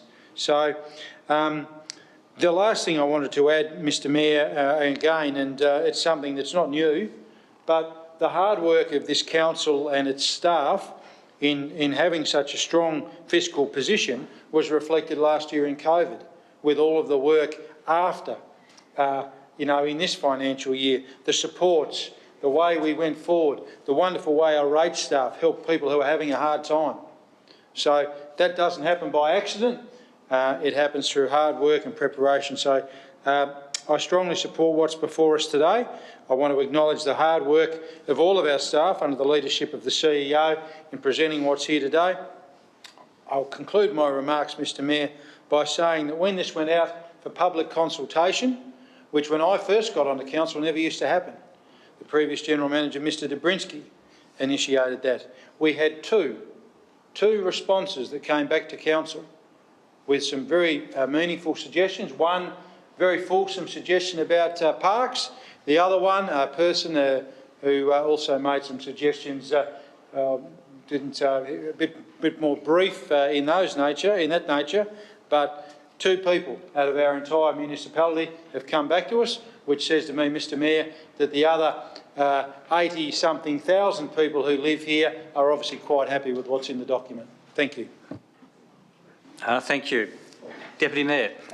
Thanks, Mayor. I'd like to make a couple of comments, and obviously some of them reference the item that we passed previously in 19.2 with regard to the 3.75% increase. And I just want to reference that the budget juxtaposed against the 3.75% increase, we should remind ourselves and the people of this great city that comes after the rate freeze that was implemented in the previous 12 months as part of, as the Councillor Soward indicated, a very significant COVID response.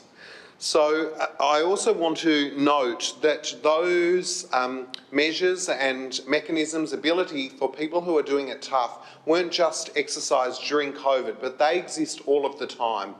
And not making light of the fact that, for some people, an increase of however much is a burden and an impact, that we have wonderful, wonderful opportunities for people to work with our council staff to be able to deal with that. I also want to reference the significant depreciation costs and note the significant works that are being undertaken in that space for future years. Things such as the UTAS Stadium and the way that will have eventually an impact on our budget. And also want to reference the significant number of items, budget line items, whereby things that are regional in nature or things that impact a significant number of people are listed in the budget. Things like Northern Tasmania Development, things like NRM North, things like Tamar Regional NRM, things like Tourism Northern Tasmania, NTCA and Theatre North and others. So there are a variety of things, as Councillor Soward referenced, in terms of there being something in the budget for everyone. There are also contributions and things that we've determined are significant and important for this municipality, which admittedly may not just impact every single person, but in their totality, the impact, the return, the benefit that those things provide to the whole of the municipality are seen as unquestionably important and thus things that we contribute to. And I think that's really important, and probably we'll unpack that further later on. But in terms of the budget, I want to sincerely say thank you to the staff again, as Councillor Mackenzie did, for the work that gets us to this point, and importantly the work over the last 12 to 18 months with regard to COVID. I'm really proud of the way that we responded to COVID and through the measures that were implemented, and obviously now with our long-term financial plan and the efforts that have gone into that, we're able to see a 3.75% increase, whereby other councils perhaps are increasing even more. Thank you. Any other speakers? Councillor Mackenzie. Oh, Councillor Spencer, was it? Sorry. Just want to bring up one about the 19.4 about the vehicles and fleet replacement. I know for fact Tas Water and other councils send all their vehicles to Hobart and auction them, and they get 15 to 20% more for them than selling them to a dealer. I wonder if we can look at, I spoke to the CEO about this before, whether it's worth trying that with some of the vehicles we sell. CEO. I'll give consideration to it. You'll give consideration to it. Thank you. Any other speakers? Councillor Mackenzie, wish to close. Looking about moving motions, you can pick up things you forgot to say. Yes. And obviously COVID was very important to me early on in my aging memory, I think. But I just want to take it on. Councillor Gibson, I think, hinted to it in his comments. But I think that what's really important about our annual budget, it actually fits into a longer term financial budget. And if you look there at where we've done things like we've actually pulled out little items like Queen Victoria Museum and Art Gallery to find out what it actually costs us, $5.9 million. You've got your PIPA, Bill Park and Interest Precinct Authority, $3.6 million. This is a net cost to us as a council. And these are the things that I know the CEO has been working assiduously on to try and rectify that situation, because they're largely used for the benefit of the region. And I think the things that are put into the long-term financial plan are designing for us to get into a better position where these things won't be costing the ratepayers of Launceston anywhere near the amount of money that it's currently costing. So I think it's always good to see the highlighted numbers that come out in there because they're actually quite significant. And I guess it's us providing to a larger rate-paying base than the ratepayers. So I'll just make that comment as I sit down. Thank you. I'll put the motion. Those in favour, please raise your hand. And that is all councillors present. That is carried. So 19.5, the City of Launceston 4-year delivery plan. Someone happy to move that? Councillor Harris, thank you. Is there a seconder? Councillor Mackenzie, thank you.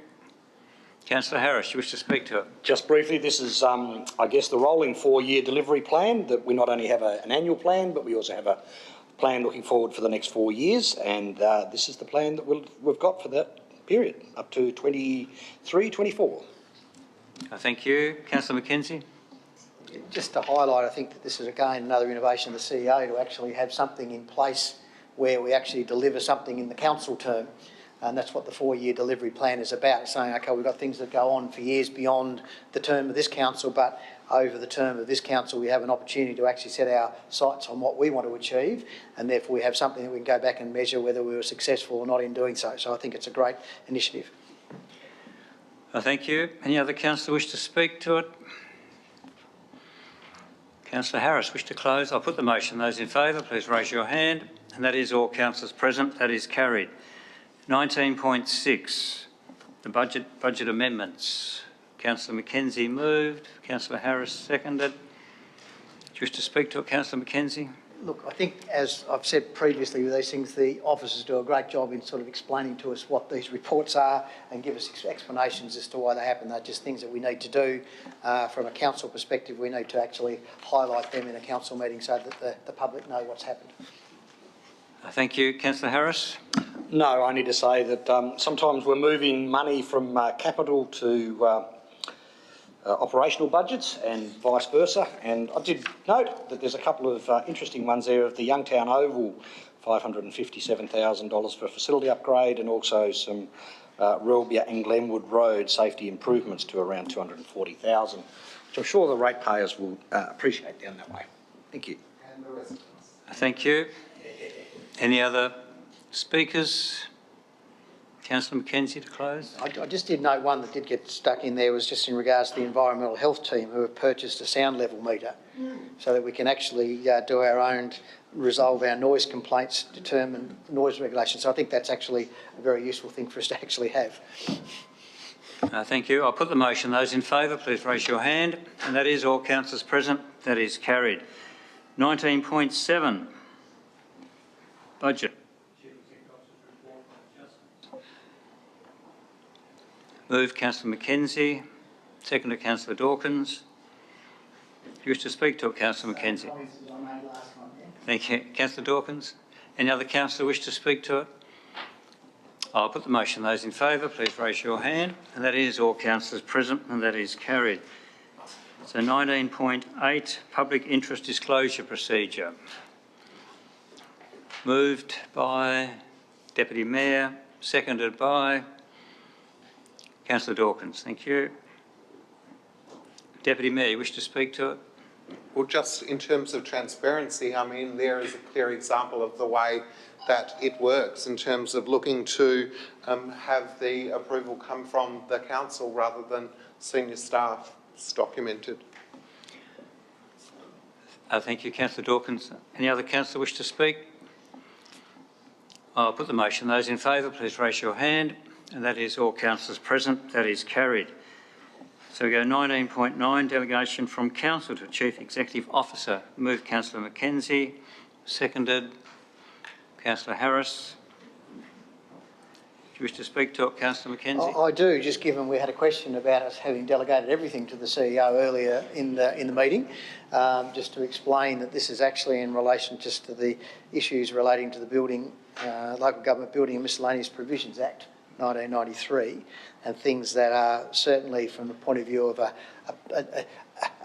a sensible way to deal with things is to delegate things that are operational in nature to the general manager, to the CEO. So I think it's important that when we respond to Mr. Bain, so we've done it again, that it really only relates to the matters that are in the recommendation, not the whole of the whole of the council's policies. Thank you, Councillor Harris.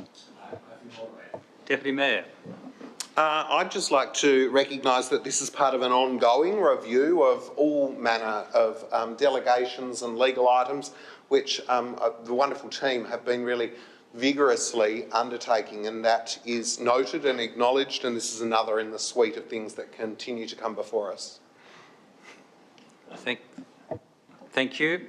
Councillor Mackenzie, wish to close? I'll put the motion. Those in favour, please raise your hand. And that is all councillors present. That is carried. We move now on to 19.10. Tas Water proxy. Appointment of a proxy. Moved Councillor Harris. Seconded Councillor Soward. Do you wish to speak to it, Councillor Harris? Other than as per the report, it's simply so that if the Mayor and the CEO are unavailable to attend a Tas Water meeting, we have a proxy in the Chief Financial Officer to attend on their behalf. Thank you. That's because they have their meetings often on a Thursday. Councillor Soward, wish to speak? Any other speakers? Sorry? No. So all those in favour, please raise your hand. That is all councillors present. That is carried. Then we move on to 20.1. Councillor Soward will leave the room. 20.1, Councillor Mackenzie moved. Seconded, Councillor Harris. Wish to speak to it, Councillor Mackenzie? I do, Mayor, and again, the urban design framework is just another activity in the suite of activities going on at UTAS at the moment to advance their campus development in the northern precinct. And I think it's important to note when you look there at the second paragraph of the report where it says the urban design framework has been developed by UTAS in collaborative manner with the council and the community, being provided various opportunities for input and feedback. So now the UDAF has been finalised, the council has been requested to consider for its formal endorsement. So it's not as if this has arrived on the doorstep today. It's been socialised on a number of occasions. It's been workshopped with our officers, given they border our land.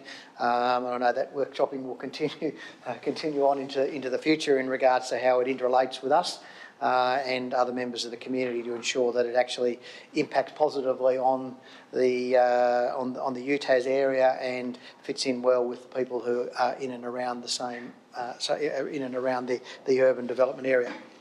Thank you. Councillor Harris. Any other councillor wish to speak? I'll put the motion. Those in favour, please raise your hand. And that is all councillors present. That is carried.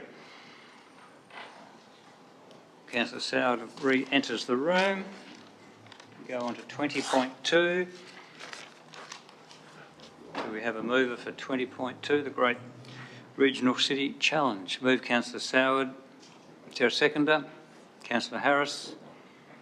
Councillor Soward, wish to speak? Thanks, Mr Mayor. Only briefly, the report says it all, but a couple of things. I'm sure that everyone in this room shares some empathy with Mr Tilbury, who took on this initiative, and then bang, we ran straight into COVID. So that obviously created all sorts of problems. Notwithstanding that, the report spells out very, very clearly, some wins, some positive things in a range of areas that have been undertaken. The only other thing I wanted to add, and I know I spoke to it at the time, it spells out very clearly in the report that it's been made clear that councils aren't, if you like, a recurrent source of funding, and that's been made very, very clear, which is why the amount of money that's been recommended in this item today has been set at that particular amount. So well done to Mr Tilbury and all those involved, and we look forward to seeing some great things continue in that space. Thanks. Thank you. Councillor Harris. Yes, thank you. I think the Greater Regional City Challenge has been a success in its first year. I note that we specifically donated $20,440 in the first round. This time we'll be donating $5,000, which is obviously a reduction, but most importantly, we will continue to provide Council's Finance Department to help them manage the funds for this particular thing, which I think is done in kind and very worthwhile for us to do that, to maintain how other people's money is being distributed in a fair and equitable way to make sure there's some probity around what was going on. So I congratulate Mr Tilbury in his efforts in this area and look forward to the second round of grant applications, I'm sure. Thank you. Councillor Mackenzie.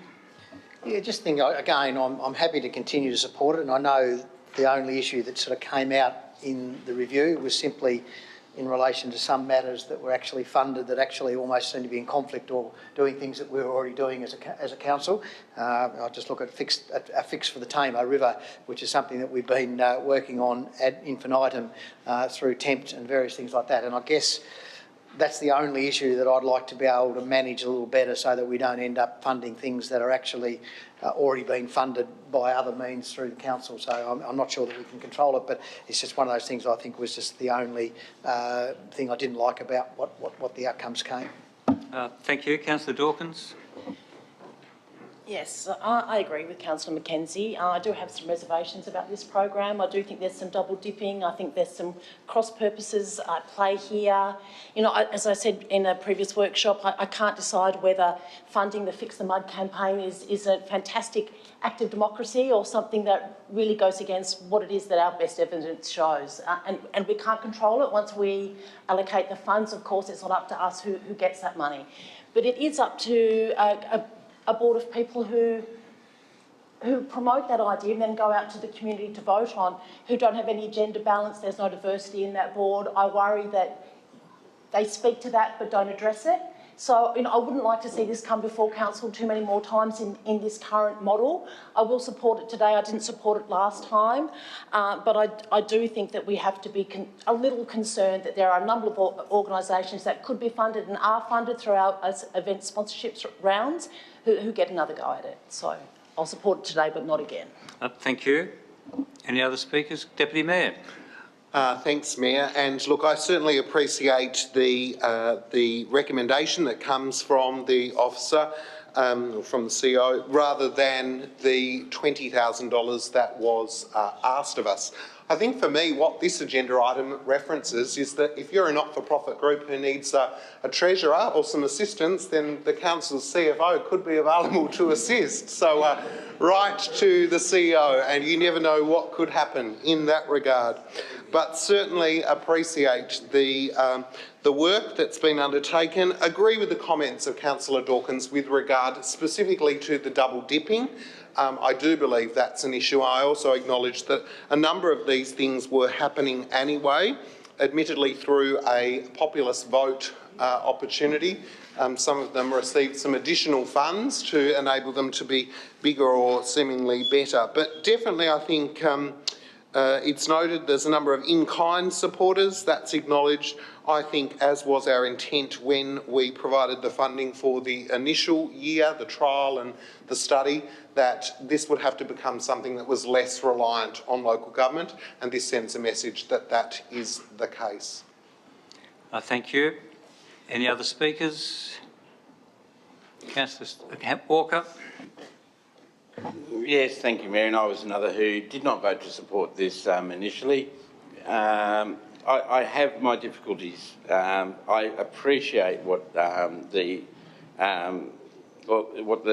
organisation is not just attempting to do, is actually doing, and it's giving light to people's ideas, and I think that's a great thing.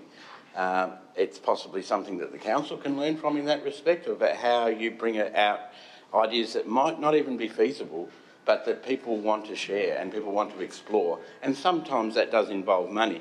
I'm sure the council's, reluctant to spend money on things that are destined to fail, and indeed this is what will happen with some, if not, many of the ideas that have been supported through this process with the Regional City Challenge. So that's the dilemma there. On top of that, as a consequence, we end up with some ideas that might be in conflict with council policy or might be in conflict with areas that the council has already explored. So that is probably the area that needs improvement, where if we're to be giving money to this, now I know that we also provide financial expertise, but it would appear that we're not providing necessarily the liaison that expresses that an idea might be in direct conflict with council policy. No, I'm not against, criticism. If someone still says, I don't agree with council policy, fair enough. But should we be funding that actively? I have my questions about that. I don't disagree with what's being attempted here. It's what's feasible. Sometimes ideas that may appear to be common sense initially are quite often ideas that are not feasible in any way, shape or form, and that's why they haven't occurred previously. So certainly in two minds, $5,000 isn't a lot of seed money for a program like this. I suppose similar to Councillor Dawkins, I would not like to see it as a recurring expense for council, and yet, strangely, I'm supportive of the general notion that they are trying to, incubate ideas. So we'll see where that goes, and we'll see how I vote, I suppose. Thank you. Any other speakers? Councillor Soward, closing. Nothing to add, Mr. Mayor. I'll put the motion. Those in favour, please raise your hand. Those against? So there's 2 against, the rest are 4. That is carried. Now go on to City Prom Review. We do have a speaker for City Prom Review, Mr. Basil Fitch.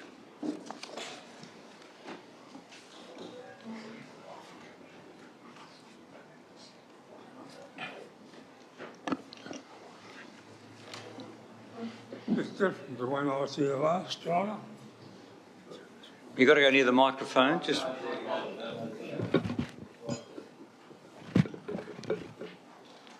Thank you. On this issue, I'm very much involved in it because the manner in which it's been done. City Prom, in about 1988, came to the council, of which I was a member, and they wanted to stop people going to Kmart and to Kings Meadows, and we gave them the right to collect the money and strike a rate, which you know all about, so I won't elaborate on that. It was voluntary, a lot of volunteers involved, and of course, over the time, it's disintegrated, no question about it. Shops have, instead of stopping shops closing, stopping shops, they've closed them all up and they're no longer a viable, in my opinion, a viable people involved. The ratepayers we were very much against any money being paid by the ratepayers to what was known as the Brisbane Street Barons back in that time. And I still am. And I'm very surprised that you've got that in amongst the recommendations here today.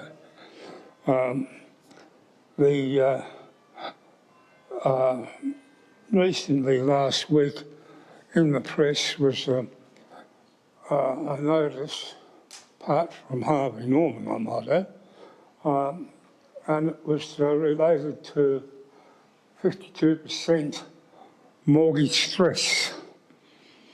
Well, when you take 52% mortgage stress, and then we all start looking at one another around a table like this. Can you round it out and finish off, please? When you look around, well, then of course we've got to make sure that the money spent is spent wisely. I ask, why haven't you notified the people that you wish to reintroduce into the CBD or into the scheme? Why haven't they been told? That is a cardinal sin, an absolute cardinal sin. Thank you. Your time is up. You should know. Yeah, but your time is up. Thank you. The last bit is right. A market, I spoke to this, Your Worship, at election night about a market. I'm very strong on it, but that is one of the salvations of this city. It started as market, was rural all around it, and that's the one, the key, that could bring this city back to life. But I'd like to talk to you all about that. Thank you. Thank you. We've got the item before us, 20.4. Move, Councillor Mackenzie. Slightly amended version, which I've written out. So I've just added the words in item 2. Agrees to establish a working group between CityProm, Council and the Launceston Chamber of Commerce to complete the reforms identified in recommendation 1. The outcomes of the working group are to be presented to Council for endorsement prior to implementation by June 2022. So it means that the work... Sorry. Yeah, thank you. It's moved. That's seconded by Councillor Soward. So you wish to speak to it now, Councillor? I do. Thank you. And look, the NOAA group were employed to do it on the basis of a motion, I think, put forward by Councillor Soward many months ago. It's taken some time, and COVID was part of the problem as to why the report took long to get to us. Over the years, I guess I've had a bit of a love-hate relationship with CityProm in relation to what it's delivered to the city, what it delivered to the improvement of Launceston. I think an important part of it, and where I get the importance of this, is town centres are regarded as vitally important. It's in the report, in boosting local economies and activating communities. The broader economic factors that are impacting on retailing Launceston include low population growth, and there's a number that are listed within the recommendation. I guess my sense is that if we don't have an activated CBD, we really have a struggle as a city. Retailers in the city are compromised by many different things. Some of them are not good at what they do. Some of them are compromised by the fact that they're competing against the internet for services, and I think if you read the Australia's Post statistics, they're only making money because of their parcel delivery that they do around the countryside. So the whole demographic and the way that we buy and sell things has changed significantly. But having said that, if you look around our CBD, we've actually got some great retailers who have been there for a long, long time and been very successful. Routley's is the one that quickly comes off the top of my head, but there are others in and around the city that have survived and thrived by the fact that they provide a great product. The one thing that I always have, and I've put forward to this council before, and I wrote a paper on it many months ago, is the person who seems to be missing from the conversation is the person who actually owns the property. We always talk about the retailers who are operating within the space. But we don't actually talk to the people who actually have to let the spaces out. And are they letting them out at a viable rate and things like that? So I hope that this review will actually bring some of the actual owners of the property into the conversation as we get closer to making a final outcome, because I think they are part of the solution as to where we go to with this whole thing. Now, we often get criticised for what we do or don't do in and around the city, what we do or don't do with malls. I mean, I look at Civic Square and I think most people would see that as being a raving success, whereas we work further down the road and we see the mall and they say that is not so successful. What a lot of people don't understand is that the mall, in part, let's take Tigers out of the conversation, but doesn't have a lot in it, and largely because the retailers didn't want a lot in it because they didn't want people not seeing their shops. So there are a number of things that have to be taken into account. The Launceston City Council doesn't run the CBD. What we are here to do is facilitate things to ensure that we get the best outcomes for the CBD and all other parts around the city that we preside over. And one of the things that we need to make sure is if we can sit there and say, are there things that we can do to make it more attractive? As somebody said, you know, you don't make money out of people having pavements, nice pavements to walk on. But the trouble is people won't walk on them if they're not nice pavements. But the reality of it is we've got so much within this city, and I really believe with our City Heart project we're getting there. But we need to get everybody on plane in regards to what it is that we want this city to look like in the CBD. It is a huge attractor, and I think if you look at the Grimmer report, they'll say you can go to Kings Meadows and you can buy something. If you want a pair of shorts, you can get a pair of shorts. But if you want a particular pair of shorts, you can't get a particular pair of shorts. You can only get the pair of shorts that's there. Whereas you come to Launceston, into the CBD, you actually have an opportunity of choice. You can go around several retailers and find that I can buy this pair of shorts or that pair of shorts or another pair of shorts in different places. So I think it's certainly something that I am significantly supportive of is a great CBD. You know, we're intertwining lots of things now by bringing residential into the city, which gives vibrance with people. The UTAS development that we've done out at Inveresk, UTAS is doing out at Inveresk, is there, and it's actually going to bring people closer to the city centre, which is actually going to give more people the ability to walk in and around our city. Now, I've digressed well off the topic, but it's just in general terms about the CBD and why it's important. It's a really important part for us to support. Now, whether it stays within, and I guess the NOAA report gave us various options, and we've ended up with the one that we should be putting across the larger rate base. I'm now looking forward to the working group to go back and do some work on this and come back and report to us about how that might work and how that's going to be fair amongst the citizens of Launceston. So by putting that additional little bit of extra in the bit of it, it actually gives us a final say in a few months' time once this working group has come back to us.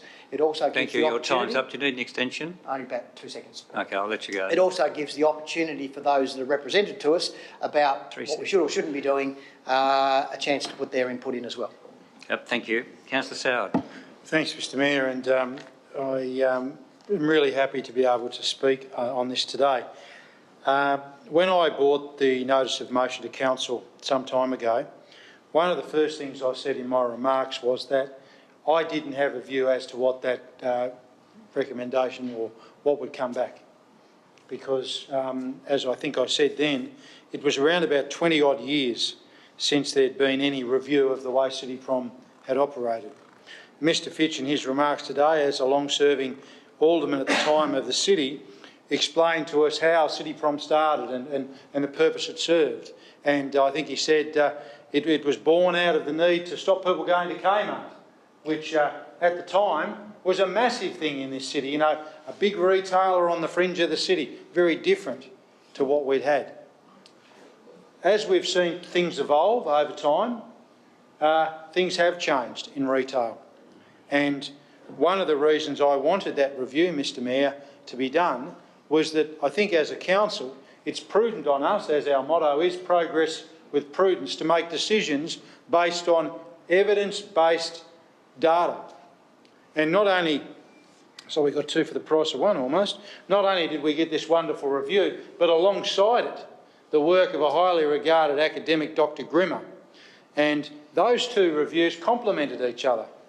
Dr Grimmer shone a light even, on areas that were different to the review that was undertaken. There was a little bit of overlap, but it showed, as Mr Fitch touched on and others have touched on, things have changed in the centre of the city with the way people do business. Now, I'm not advocating that as a good thing or a bad thing. I'm just saying that's changed. In some ways, it's a good thing. Any person can sit at home, Mr Mayor, and if they need to buy a pair of shoes or a jumper, they can buy one from anywhere in the world that sells them. And that's a good thing. The bad thing is that that impacts on things that happen in bricks and mortar stores. It impacts on other things. So there's a cause and an effect. And Dr Grimmer's work and the work that the consultancy that came about through this notice of motion explored some of that. And I'm not going to go into that, but one thing that, you know, as a councillor you really wish happened is that people out there took the time to read the documentation, took the time to read Dr Grimmer's report, took the time to read this item in front of us today. Because when they then jump online and make commentary about the centre of the city, they'll be doing so from a position of evidence, which unfortunately a lot of people don't like.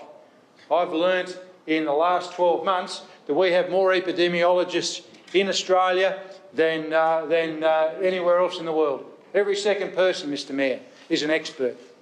And they are on retail as well, I've noted. Well, councillors around this table, Mr Mayor, in recent times, in the last 12 months or so, would have had people ripping into us about businesses that have closed. And I remember someone collaring me in the supermarket about a women's clothing business that closed and how they were distraught about that. Now, I listened to what they had to say and I said, when was the last time you bought an item from them? They said, oh, just before it shut. And I said, when was the last time you went into the store? They went, oh, 12 months ago, I buy it all online. So this report shows that retail has changed. The recommendation that's before us today, Mr Mayor, goes a long way to bringing the way CityProm, the way organisations like CityProm work in the current time that we're in. And things that worked well, very well back in the day that Mr Fitch highlighted and have worked well over that preceding time may not work so well today. Things have changed. And as I often say, Mr Mayor, around the table when we talk about the inner city, people need to be part of the solution. And that's not just the consumer, that's also the business owner. I went to a business to buy something recently and they didn't have something in my size. And the shop owner said, oh, you can get it online. So here I am trying to be a good person, spending my hard-earned in our city, and they tell me to go online and do it. So we all need to be part of the solution. What this gives us today, Mr Mayor, is a sensible way forward that will bring some positive change to the way our CBD operates. And one of the massive advantages we have is the fact that we are, in terms of geography, a fairly small city. People have said and contacted me in light of this item being here today, I live at Mowbray. You know, I don't care what goes on in the centre of the city, like it's hundreds of kilometres away. Well, you need to care. Thank you, Councillor Sauer. Your time is up with any extension. Thank you. Moved Deputy Mayor, seconded Councillor Harris. All those in favour? That's all councillors present. Thank you. Thank you, Mr Mayor. We have a, in terms of geography, you can live at Kings Meadows and drive into the centre of the city in 7 minutes. You can live at Mowbray, Newnham, drive into the town in 12 minutes. Councillor Mackenzie summed it up very well, paraphrasing the work from Dr Grimmer's report, that, yeah, of course, you know, people say, oh, you know, I live at Kings Meadows, I'm not coming into town, I've got to pay parking. I want to buy a pair of shorts, I buy them at Woolworths, that's fine. But there are lots of other shops in town that sell lots of other brands of those shorts, to paraphrase Councillor Mackenzie. This recommendation before us today, Mr Mayor, gives us some significant direction going forward, which again was my hope in bringing this notice of motion some time ago, that we would have some data, that we would have some empirical evidence that would then guide the decision we made. And I'm very happy, Mr Mayor, if people want to criticise council, that's fine, everyone's entitled to a view. But what we've got in front of us is some data that's been independently sourced, very detailed reports, two very detailed reports that guide a way forward. So I'll conclude my remarks. I'm very, very happy to support it. I noted that when the item came to council with my notice of motion some time ago, CityProm were very strongly in support of that review. And as in closing my commentary, in the item it shows, at the top of the item, for those who may be wondering, it shows a significant amount of work, the numbers of time that this has been considered by council. This is something that's been developed over a period of time, workshop with councillors, had some significant involvement and is very, very detailed and worthy of our support. Thank you. Thank you. Question from Councillor Harris. Thank you, Mayor. Just reading through the recommendation, and it's item D. I don't know if the CEO or someone else in the room might be able to explain where we uncouple the linkage between the CityProm boundary and the CBD promotional rate and complete a staged restructure over 4 financial years to broaden the funding of CityProm from Launceston CBD businesses to the general rate commencing in the year 2022-23. So are you able to put a dollar figure on what that initial amount might be that an average ratepayer might pay either as a householder or a business owner or something similar? I think Paul's going to answer that. Thank you, Paul. Thank you, Mayor. I did some rate modelling just based on this 21-22 year, and the median residential rate will increase by just under $3, $2.93 per year. No, per year. Because there's 30,000 properties, so this is 1/4 of the transition. And if you took an average of the rateable properties, which is 32,271, it'd come out to about $4.39 per year for each property. Thank you. Yep. Councillor, Deputy Mayor. Thank you, Mayor. But to be fair, what's not recommended is that it would be clearly an increase to rates. What it's saying is that it would uncouple. And so doesn't that mean that as council determines its budget, as it does for every year, and considers all of the contributions and spending lines that we make for every single item every single year, that the change to CityProm progressively over a 4-year period would be implemented into the consideration of the budget? Not that it would be an additional rateable amount, absolutely, indefinitely added to the rateable figure.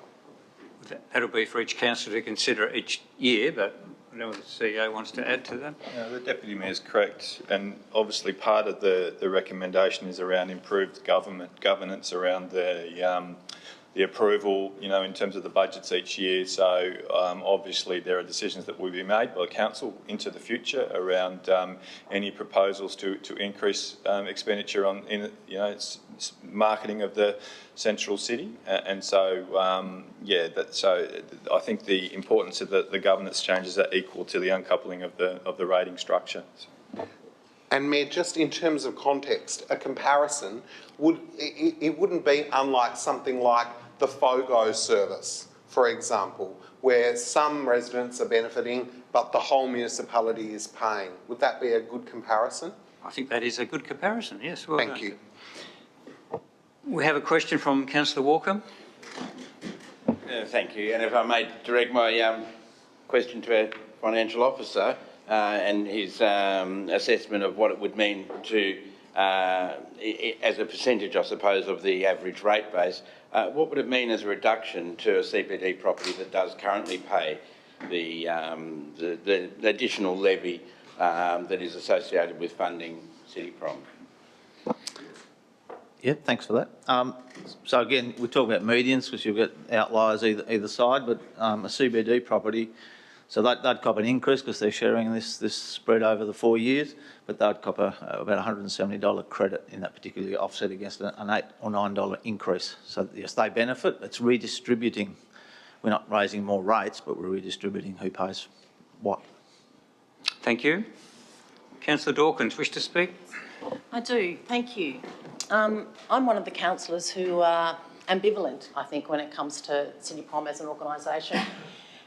I guess the way I feel about it kind of spins on a dime depending on which officer is working for the organisation at the time, because they've had some exceptional operators. I know that the board members, there are some incredibly committed people there too, and none of what I'm going to say has any bearing on those people. I just think, as I've said before, this organisation has really outlived its usefulness to us. I suspect that it had that usefulness in the 80s, and I don't believe it has anymore. I think the work that we're doing on branding, we're putting a decent amount of money into that branding exercise, the City of Gastronomy. Some of these kind of mechanisms will lead the City of Launceston in the future.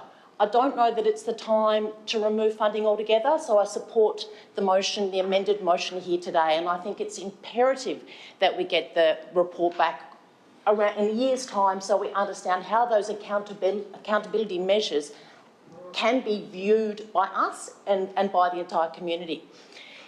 If I can beg your indulgence for a moment, just to give you a way of comparison, in my day job I work for the not-for-profit, the RSPCA, and for the same amount of money we deliver the entire program of every single report of animal cruelty in the whole state of Tasmania. That's thousands of phone calls, every single one is assessed and then followed up on by one of our 7 inspectors.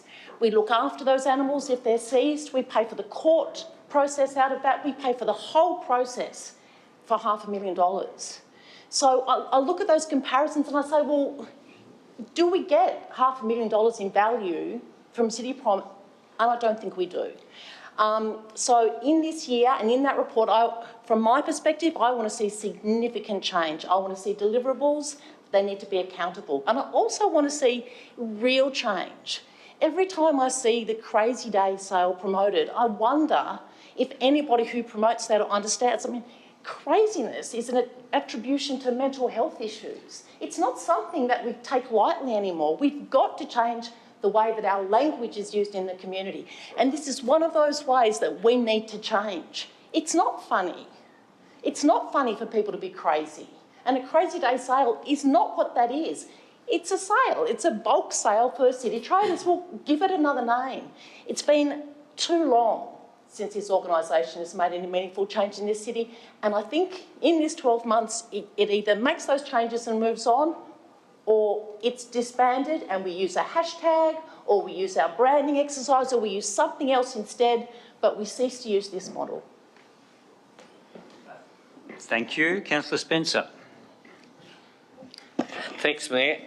One thing, I went on council to help ratepayers and increasing their rates by 0.5%. I know it's nothing, $3, $5, nothing, but it's not fair. And also, there's big shops at Mowbray, Invermay, Newstead, Kings Meadows. They're going to be increased by hundreds of dollars, not a few dollars. You know, these massive big shops, Target out at Mowbray, they're going to get $200 or $300. It's not much, but it's an increase, an unfair increase on them. The users should pay. It's going to benefit the people in the middle of town. It's not going to benefit the ones at Mowbray. So this is not fair. Simple as that. It's not fair on the ratepayer, the normal old ratepayer, not fair on the big businesses at Mowbray. My idea of having a car in the middle of town, like I mentioned 18 months ago, would make this town busier than anything. 50 grand I said it was going to cost, and that would improve, and that would have boosted the sales massively.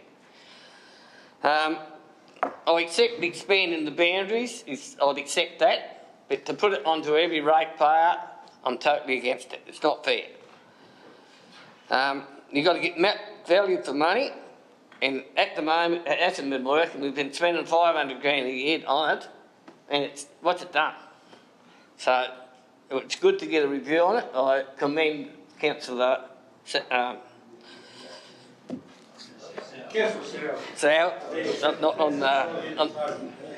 on bringing it up, and I don't know where we go from here, but increasing the boundaries and make the user pays is probably the fairest way to do it. Instead of expecting the people at Mowbray, Kings Meadows and all the ratepayers to pay for it. Thank you. Thank you. Deputy Mayor. Thank you, Mayor. So just a question through you to Councillor Spencer, if I may. What I'm hearing Councillor Spencer advocating for is an increase of around $170 per year on the businesses that are not currently contained within the area that you'd like to see the boundary area increased to. Is that correct? Yeah, increase up to the hospital or whatever you originally set up. So an additional rate of about $170 per business? Yeah. Okay, thank you. Mayor, I'd like to speak. Yep, you may. Thank you for the opportunity, and I certainly want to recognise the amount of work that's gone into this by the external consultant and through the Grimmer report, and indeed the way I think that we as a council have workshopped this a number of times. For me, it's just an absolute furphy to suggest that this is about increasing the rates for the residents of our city. For me, and the way that I'm looking at this, it sits alongside those things that we already contribute to, that we value. Those things that we determine have a deliverable that is returned to the whole municipality, impacting in some instances thousands of people and in others hundreds of thousands of people, tens of thousands of people, but that we determine have a strategic imperative that are worthy of support. And I referenced in a previous item things like our contribution to the NTDC, things like our contribution to Tamar and NRM North, things like our contribution to Business Events Tasmania, things like our contribution to Visit Northern Tasmania. All of those are things that we strategically believe derive benefit and deliverables to the municipality as a whole. So whilst I understand that in the 1980s, 6 business blocks were the heart and soul of the city, it has changed, it has grown, it has developed. The CBD is no longer contained within 6 blocks. It's broader than that. It needs to be dynamic. It needs to respond. It needs to, for some initiatives, go to the seaport, and for other initiatives, go to Invermay. And that's what this particular model does, because through this model, by believing in the return that CityProm can and should and will need to derive for the city, we will be investing in that kind of model. And the whole municipality will be investing in that model because it's imperative to the whole municipality. Without a strong, healthy, vibrant heart, there is no municipality. And so the 6 blocks that worked in 1988 absolutely worked for those businesses when they had to, get all of the businesses to agree to be part of the serviceable area. But it's changed and it's different. And I actually don't think businesses that currently sit outside that serviced area would support a council implementing an additional levy on them, because we want to be flexible, we want to be nimble, we want to respond as things present. And as Councillor Dawkins so rightly said, we want to enhance the rigour of what they're doing in order to see some benefit and return. And this particular structure, the particular amendment from Councillor Mackenzie, and indeed item C, which we've been trying to do as a council for the 10 years that I've been here, and we've struggled to even meet with them to get some deliverables, are things that are actually listed and will be achieved. So I believe that this is a model that will not see an absolute definite increase of our rates based on us distributing and uncoupling the rate. It will see us invest in a model that increases the rigour, increases our control, increases our strategic alignment, increases our connection between a division of placemaking that we've devised in our own organisation to see enhanced benefits for the whole of Launceston from a strong, healthy, sustainable heart. Thank you. Councillor Walker. Question first, thank you, Mayor. Can I just get clarity on the amended part that Councillor Mackenzie, that we are currently debating? What was the amendment? Was it in part F? No, it's part 2. So the outcomes of the working group are to be presented to council for endorsement. And I see the red's no good, I'm colourblind. Yeah, that's better. Endorsement. It's just a gone blank. Okay, thank you very much. Look, I'd like to, initially standing to make an amendment to the motion. Amendment to the amended motion. That in part F, is it part F? No, sorry, start again. In part D, where we say that we will extend, broaden the funding of City Prom to Launceston from CBD businesses to the general rate, commencing 22-23, that part is removed. But I'm quite supportive. Oh, well, I won't. Sorry, you're taking out D altogether? I haven't. No, just the part commencing from in part D to broaden the funding. Thank you. No, that changes it. That's not an amendment, so we'll need to have this motion, and then if it doesn't get up, is that correct? I think. No. So he can move it as an amendment. That changes fundamentally the intent of the condition, so it's not an amendment. This is an alternate proposal that he's putting forward. Oh, sorry, an alternate motion, yes. Yeah, it's not an amendment. Correct. So, like the Mayor said, it's probably appropriate to foreshadow that. Okay. Should this not get up? All right, I will foreshadow that, and I will speak to that partially when I speak. I'm up, thank you. I'll leave my microphone on then. Look, the CBD has changed ever since, I suppose, 1974 or sometime like that, when Kmart came to town. They initially, as you know, urban myth would have it, wanted to sort of knock down a block over near George Street somewhere, and that wasn't amenable to the City of Launceston, so they chose to build where they did on Racecourse Crescent. It has changed the CBD. It won't come back to the same it was. If we think of Launceston in the 1960s, and I'm sure everyone has seen archival footage where you've got throngs of people in the streets, it was a busy, vibrant CBD. That started to change. That preempted the idea that we needed to promote the CBD to bring people back in. But it's not going to change the nature of our city and the diversification that's gone on. We've contributed to it. We've allowed Bunnings to build down in Inverest. We've allowed other big boxes to come into this city. I don't expect that we can stop that from happening. We might be able to channel it in different ways, but it does mean that the CBD changes, and it won't come back to those glory days ever again. What happens in other big cities is, of course, you have more workers in cities, they support the CBD, they become a tourist destination, that supports the CBD. But the idea that there's going to that Launcestonians are going to come here more when they don't need to go to their local bank. There's no hardware store in town. They don't need to do their shopping in the city. The idea that that could be changed, I don't think is feasible. Yes, Dr. Grimmer did say that more specialty shops would be an advantage to the CBD. How do we attract those? Do we just let the market decide, or do we, proactively as a council create the spaces that might attract more diverse businesses? I'm not sure. They're all discussions I'd like to have. I don't think they are things that really can come out of an organisation like City Prom, whose prime objective is to market the CBD as it is, to organise events and to promote the CBD. Who do they promote it to? Of course, mostly to Launceston residents, mostly to Launceston ratepayers. Who's being asked to pay for it? Mostly Launceston ratepayers. Are we going to get an addition to our rate base? Not exactly. We're going to find the money, we're going to absorb it into our budget at the moment. But it still means then we're taking money from somewhere else in our budget, about $600,000 or so.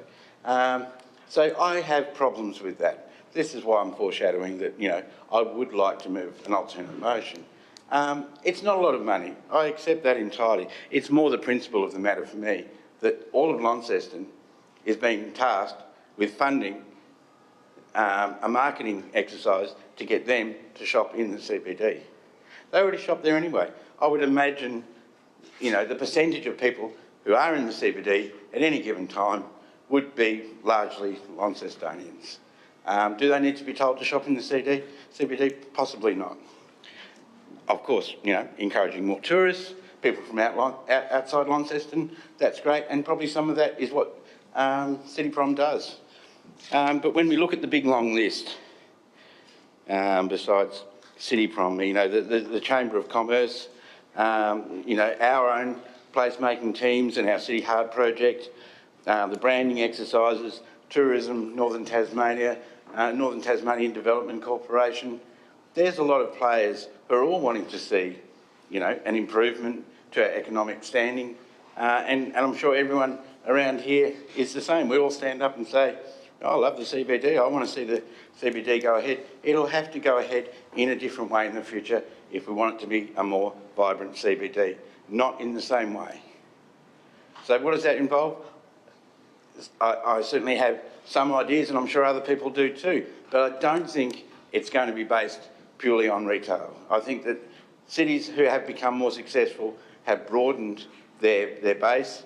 As they do become, you know, it is true, we did want the university to utilise parts of the city. That hasn't exactly happened, although they will be closer to the CBD. There are other attractions, there are other spaces that we can create that make it desirable to come to the CBD. We haven't really got to that point yet. And certainly I do welcome Mr Basil Fitch to our meeting today as an ex-Launceston councillor, and when it comes to the market, I agree that's another thing that brings people to the CBD. It's really quite obvious what works and what doesn't, and sure enough, a sale day or a Christmas parade obviously does bring people to the city as well, but that's not really what we're going to rely on. Excuse me, your time's up. Do you need an extension? I do, thank you, Mayor. Moved Councillor Soward, seconded Councillor Spencer. All those in favour for an extension? That's granted. Thank you. That's not what we're going to rely on to create a vibrant heart, as one councillor suggested.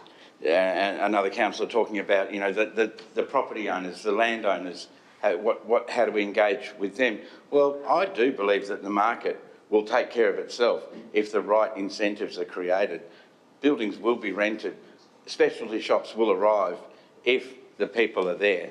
So it's a little bit chicken and egg, but the council's role is to provide that vibrancy, those spaces that people feel welcome, that people are attracted to, that people want to go to again and again.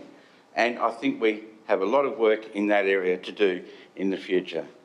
So, having said all that, I am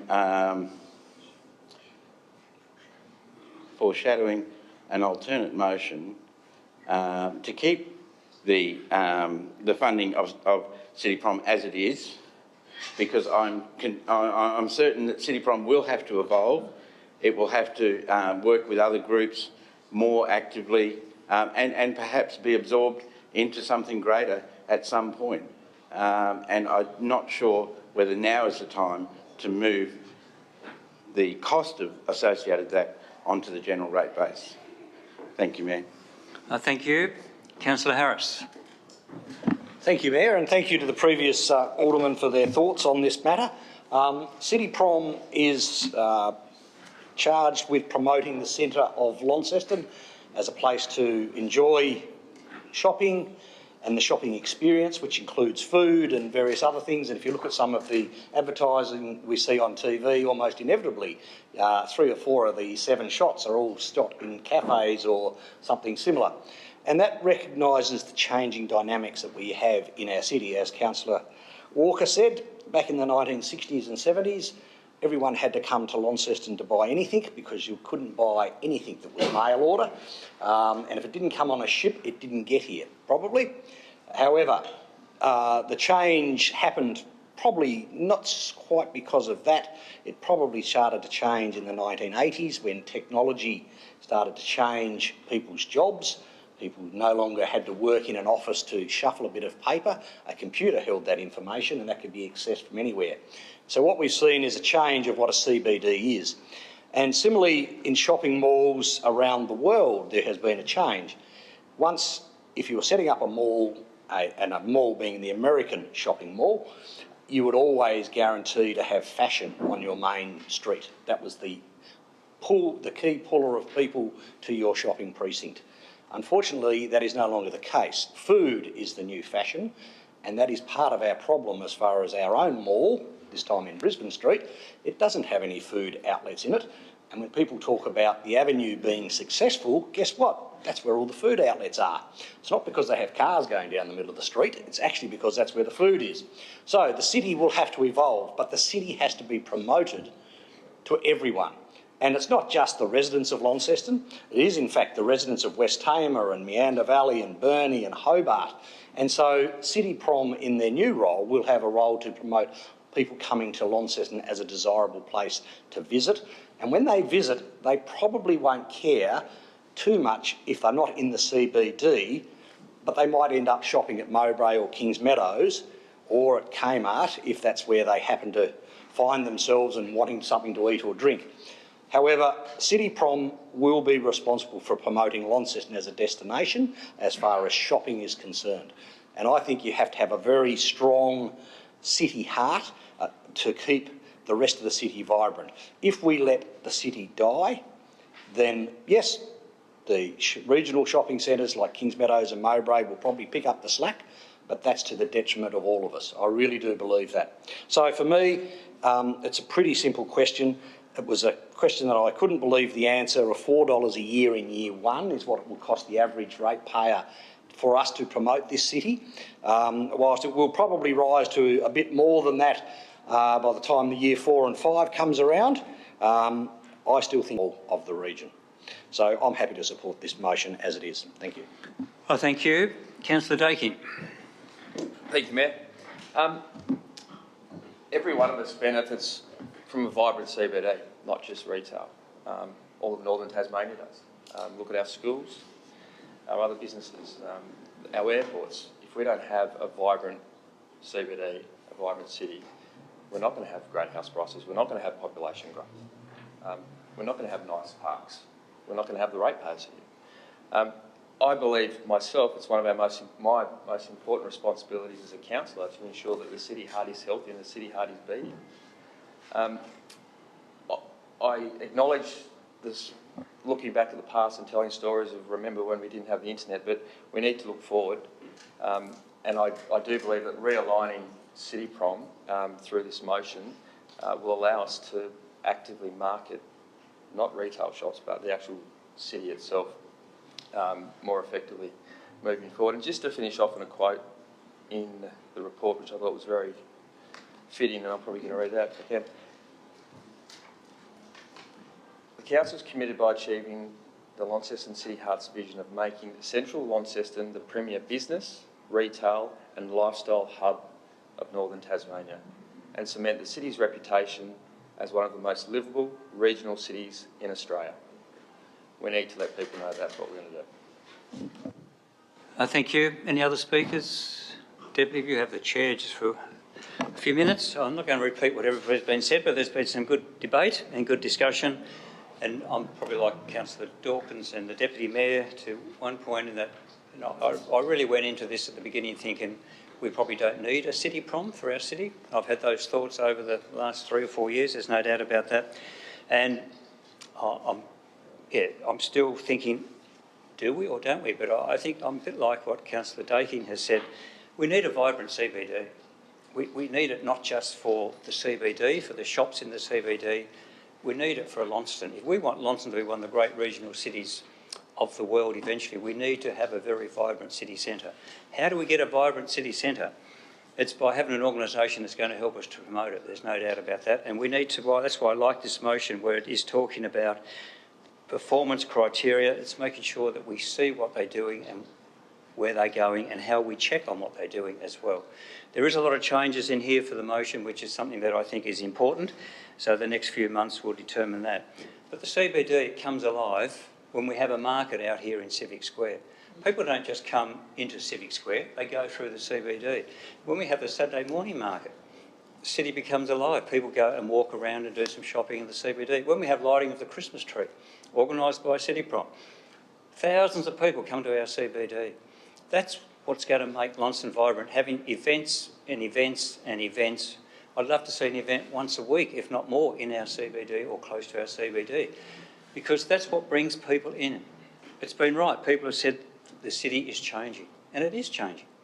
What it's going to be is a destination place. What it's going to be is a place where people want to come, have an event, go to the event, and then go around and enjoy a restaurant or whatever they want to do with a coffee shop, or go and buy some clothes or whatever it might be. So it's extremely important for our region, not just for the city of Launceston, for the whole region to have a very vibrant CBD. If we have a vibrant CBD, the whole region is going to benefit. The whole region, not just us in the CBD, not just the shops in the CBD. We've got to get rid of that sort of thinking it's just for a select number of people. It's for the whole region, it's for all of us. And there's many examples of that. I think sport is another typical example. We put money into sport, lots of money into different grounds, and some people say, but I never play sport. Why do I support money going into the NTCA ground? We do that regularly, 200,000 or more a year.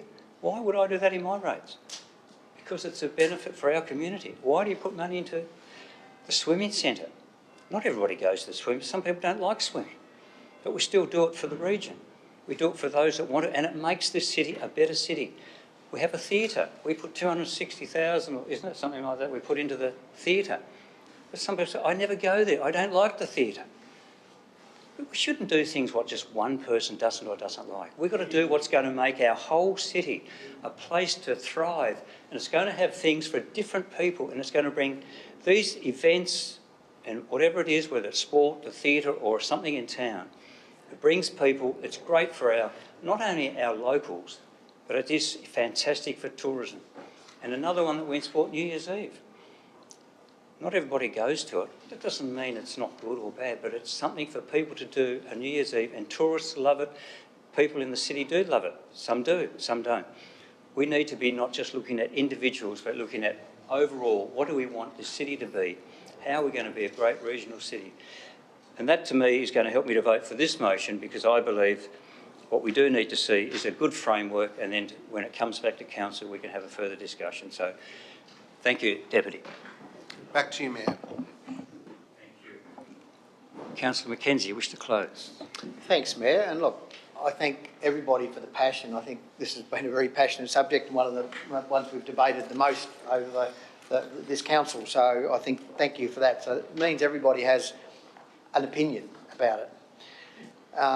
And everybody, I think, understands. And I think Councillor Spencer said, I'm here for all the ratepayers. I think the other 11 of us are as well. We're here for the ratepayers of Launceston. That's why we put our hand up to come here to actually support and get the best outcomes for the ratepayers of Launceston in many myriad of things.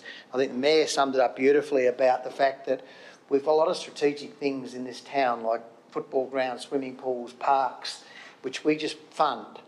I see the CBD as another strategic asset of this city that we need to continue to support. Like others, I came to the review of City Prom not thinking we might actually end up with a conversation about keeping it, to be honest, and I think there are some in the room that started that way and have probably moved around a bit. The purpose of the amendment to the motion is to give us another look at it. There's a number of things from A to F that we're actually charging a working group to go away and have a look at and come back and report to us. So to me, what we've got is we've got time for them to go away and report and look at all the various things, take into account the conversations we've had, take into account things that the ratepayers of Tasmania might say in their letters to us, and actually consider how that might work to make this the best outcome that we can get strategically to benefit this city. Because as the Mayor said, I mean, Launceston Airport has got back to 80% pre-COVID flights without any international travel. Why is that? Because we're a destination. If we haven't got a CBD and all the hotels that are all around the city, we ain't got a destination. I can tell you that now. So I think it's really important that we do that. But I think there's a working group to be formed with a group of people to come back and tell us how we're going to do this going forward. So we get a second chance to come back and review whether this is the right path forward. It gives us time for others to give feedback in relation to it all.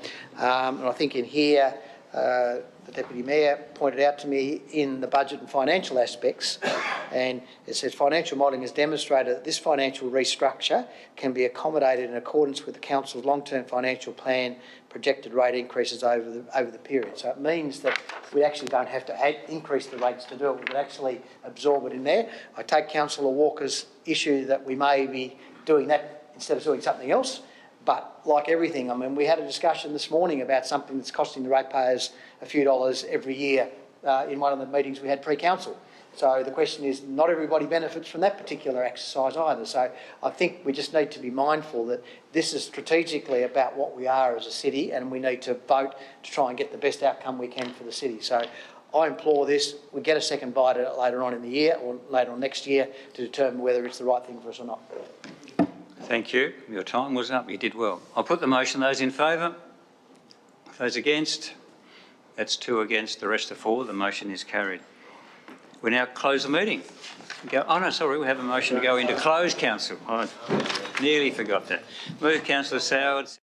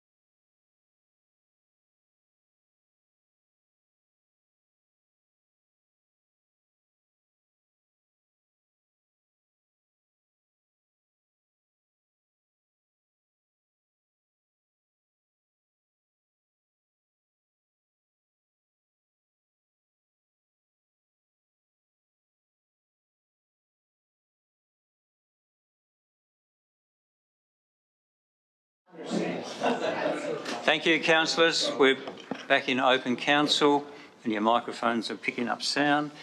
So can we have a motion? Somebody happy to move the motion that's on the screen there? Councillor Soward moves, seconded Councillor Mackenzie. All those in favour, please raise your hand. That is all councillors present. That is carried. Thank you. Close the meeting.